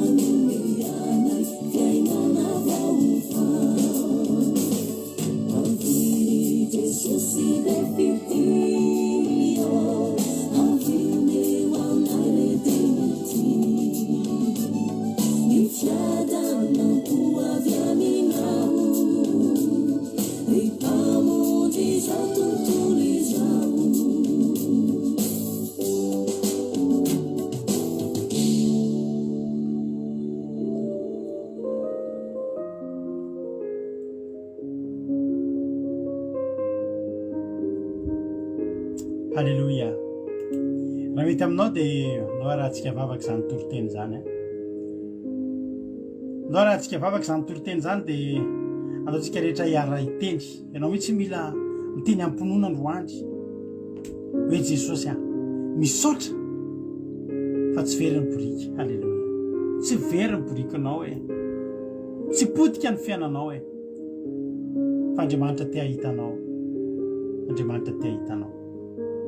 ivavakantsika amin'izao fotoana izao misaotra anao Jesosy misaotrany amin'ny teny misaotrany amin'ny fotoana androandry misaotrany amin'ny teny izay nampitondrainao zay Jesosy tena resy lahatra fa misy olona tena hiantefany zany toroteny zany mivantana mihitsy eto androany ary isaorako ny anaranao masina zany satria avy aminao halleluja avy aminao zany teny zany dia vangino tsirairay avy azavelanao hitaitainao ny amin'ny biriky fa ataovy mitaitaina sao tsy fanena mipahita saotra Jesosy angatahako dia ny fanainao masina ane anondraka izany teny zany mba hamo any anatin'ny fony tsirairay avy zay tsy voalaza anay Jesosy ianao mahalala ny masoa ianao ane Jesosy anampy zay rehetra banaka amin'ny alala mifanainao masina ianao ane Jesosy ny andresy lahatra ary ianao atotosa atateraka metoky ny tsirairay avy metoky fa tsy very ny biriky fa ny fanosorana ny zava-dehibe amin'Andriamanitra. Hosoro zanak'Andriamanitra daholo izay tsirairay avy reto, izay rehetra tonga teto androany, izay rehetra tonga efa mpanaraka eto, ireo izay vao tonga voalohany, Jesosy malalo tena hoe hosory mehoery ho tonga zanak'Andriamanitra. Fa zany ny tanjona eo amin'ny fiainanay dia izay ho tonga zanak'Andriamanitra, tsy orin zavatsoa, tsy hanan zava-mahory. Sotra Jesosy. Dia vosa satana fatra amin'ny rano tsy afaka hitsaingoka na dia litera ray aza tamin'ity androany ity, fa ny vona fafitety dia amoa avy zato toeny avokoa eo amin'ny fiainany tsirairay avy. Misy sotra Jesosy any. Halleluia. Amen. Ivavaka ny firenena raha bavintsika Suizela amin'izao fotoana izao dia andao ampandrosotsika izy ivavaka ho an'ny firenena. Tany tompoana na bavy Suizela anao ny fitenenana. Tany tompo pastera dia tany tompontsika rehetra dia mbola hiary ivavaka antsika. Mbola misaotra anao izay Andriamanitra renay io, mankasitraka anao izay Jesosy malalo, mankasitraka anao ny amin'ny fahatanterahany fotoana androany satria mbola noho ny famindramponao taminay tsirairay avy, mbola nafahanay na eny izany teny mamy avy aminao izany. Dia isaoranay lehibe ny anaranao masina Jesosy, misaotra koa ny amin'ny tantananao ny connexionnay na tanteraka izao fotoanan'io izao. Tompo malalo, tianay tokoa ianao Jesosy malalo satria mbola na eno an'izany teny izany indray izay tsirairay avy reto ampianarinao indray izay Jesosy androany mba tena hoe tsy hanana fanahina izay amin'ny fiainanay sy ny hoavinay, fa angatanay ilay ositra avy aminao Jesosy malalo mba hirotsaka aminay tsirairay avy reto, ka mba ho tonga mpandresy izahay amin'ny ady sy ny olana izay menjady aminay tsirairay avy. Tompo malalo, tsapanay tokoa ny fitiavanao anay satria raha tianao koa ngezay Jesosy dia efa potika tanteraka ny fiainanay, fa noho ny fitiavanao anay Jesosy dia mbola nomenao an'izao fandaharana izao izahay, ka mbola ahafahanay indray nanangana ny ara-pananay Jesosy malalo, ka natonga ny fitahianao ny rotsaka taminay tsirairay avy teto. Dia angatanay Jesosy malalo ny fitantananao, ny fanainao masina mba hitahiry anay tsirairay avy reto Jesosy, mba tsy hiovy izahay fa mba tena hoe hifikitra aminao mandrakariva Jesosy, mandra-piavinao eny amin'ny rahoan'ny lanitra.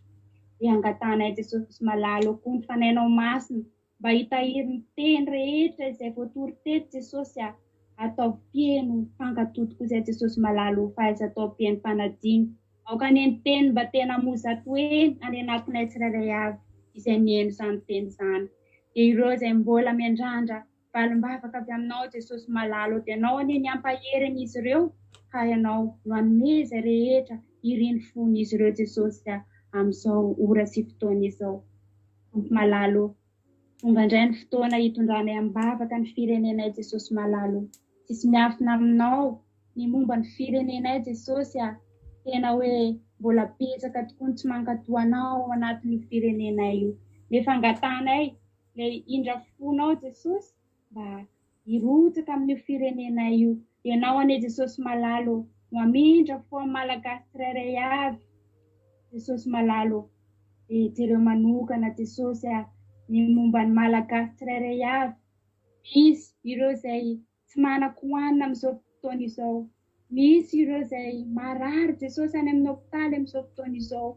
misy ireo izay nampigadrana Jesosy, ireo izay olana maro samihafa izay tsy voatanisana eto. Dia ianao anie Jesosy no hamangy an'izy ireo tsirairay avy ary hamany ny olana tsirairay avy izay manjary malagasy tsirairay avy amin'izao fotoana izao. Tompo malalo, ampianary Jesosy ny malagasy mba tena hikatsaka anao, hikatsaka ny fanjakanao marina tokoa, mba ahafahanao manome fahasambarana sy mandrotraka ny fitahianao Jesosy amin'ny firenena io. Tompo malalo, ireo olom-boafidinao koa Jesosy izay nofidinao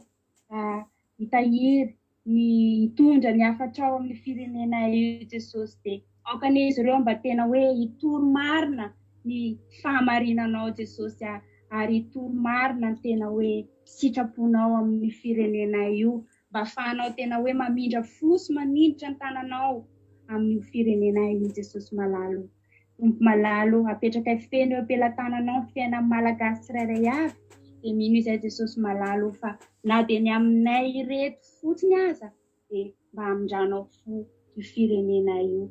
Jesosy malalo apetraka izay rehetra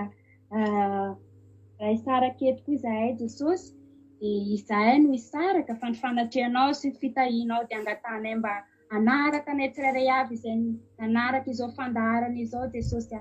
aza tao misy verenjarany amin'ny fitahianao izay tsirairay avy Jesosy malalo fa mba tena hoe hirotsaka aminay tokoa ny fahasoavanao sy ny famindramponao. Dia raha tory izay Jesosy dia angatany any anjelinao mba hitovy manodidina anay tsirairay avy ary anome torimaso mamy ho anay tsirairay avy. Ary ho an'ireo izay efa mifoha koa Jesosy dia ianao ny mitahy ny asa mandraran'izy ireo. Angatanay koleranao masina Jesosy malalo mba tena hoe andrafitra anay tsirairay avy amin'izao fotoana izao. Dia apetraka feno eo ampelantananao Jesosy malala izany vavaka izany. Nidera ny Lazaro voninahitra teo anao rery any hatramin'ny taloha indrindrako mandrakizay. Dia misaotra iray masonao. Alleluia. Amen. Alleluia. Misaotra betsaka ny vavy Suzelle tsika tao anatin'izany vavaka izany. Tapitra eto ny fandarantsika. Raha mbola tsy tongany amin'ireo lanitra Jesosy dia honeto ndraitsika rapitso. Amin'ny sivy maraina tsika dia fa miaraka eto rapitso miaraka amin'ny fandaran'ny Ralantojo sy Jonathan ao anatin'ny commencement akila sy fampitinana ny toriteny. Dia manomboka amin'ny manomboka amin'ny folo sasany amin'ny 1:10 eo ny commencement. Izay rehetra naraka commencement dia mandefa MP amiko dia ampidiriko anatin'ny invitation Zoom rapitso dia miaraka tsika manomboka amin'ny folo sasany amin'ny 1:10 eo. Fa nefa kosa ho antsika rehetrarehetra dia manomboka amin'ny 2 ora sasany amin'ny 2 eo ny fandarantsika ny fotoam-bavaka sy ny toriteny. Tahin'Andriamanitra daholo www.ndramokaizo.com ahafahanao mihaino ny onjam-peo Aki radio mandeha isan'andro totentsaka ny adiny telo ray amin'ny 7 amin'ny 7 amin'ny folo maraina amin'ny 2 amin'ny 7 amin'ny 7 hariva. Tahiny tompo daholo misaotra anareo nahatrany hatrany farany. Halleluia. Amen. Mahereza daholo.